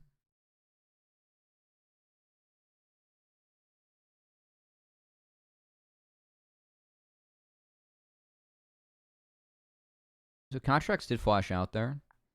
But this is like, Dig are down a member, and NRG, like, they got a couple Grubbos, and they just power shove with Jay's Corki. And Dig never started the Baron in this. Like, they get really stuck. So again, like, I think the team that like had the more cohesive call, I ended up winning here. Because now NRG is able to group up, Dig just get nothing. And I really like the series of events from Dig. Also, Palafox building Corki, I think, pretty nicely with a DPS build. The Shojin, the Mirror, Maw, Triforce too. I like this a lot. I think this is the Corki build. All right, guys, I got 2 minutes till meeting. I'm gonna keep on trying to get through this, but yeah. Thanks for hanging with me in the stream, guys. My goal is to do LCS and NACL VoD review. I like watched all LCS games, of course, but like I'm gonna try and do both. I don't know. For me, it's fun for me. I like going through the tape. Like we had Insanity in here talking earlier about like the decisions Shopify Rebellion made. Leveling. Sometimes I get lucky enough, you know, player drops in, I get some more info, obviously that I don't have. But I mean, this for me, like this is my job, you know, so I do this anyway. Might as well stream it and hang out with you guys. So I really appreciate it. But yeah, expect more of these. I'm also going to be doing a CQ stream after Hotline League tonight. So I'm pretty much on stream all day except for this hour, which I have a meeting. So staying busy. Thank you, guys. I'm going to wrap up this game. There's not too much else to talk about. Palafox has package. Hotline League is 7 p.m. Pacific, and we have Palafox. Good save. Palafox didn't exactly get the package off, but the DPS build, pretty nice. Some good stuff coming out here from NRG.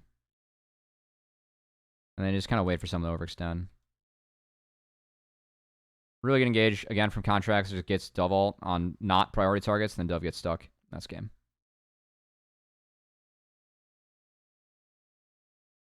All right. Thanks, guys. I appreciate it. Hotline League is at 7. We'll have Palafox on. I'll see you guys there on Travis Gaffer's stream.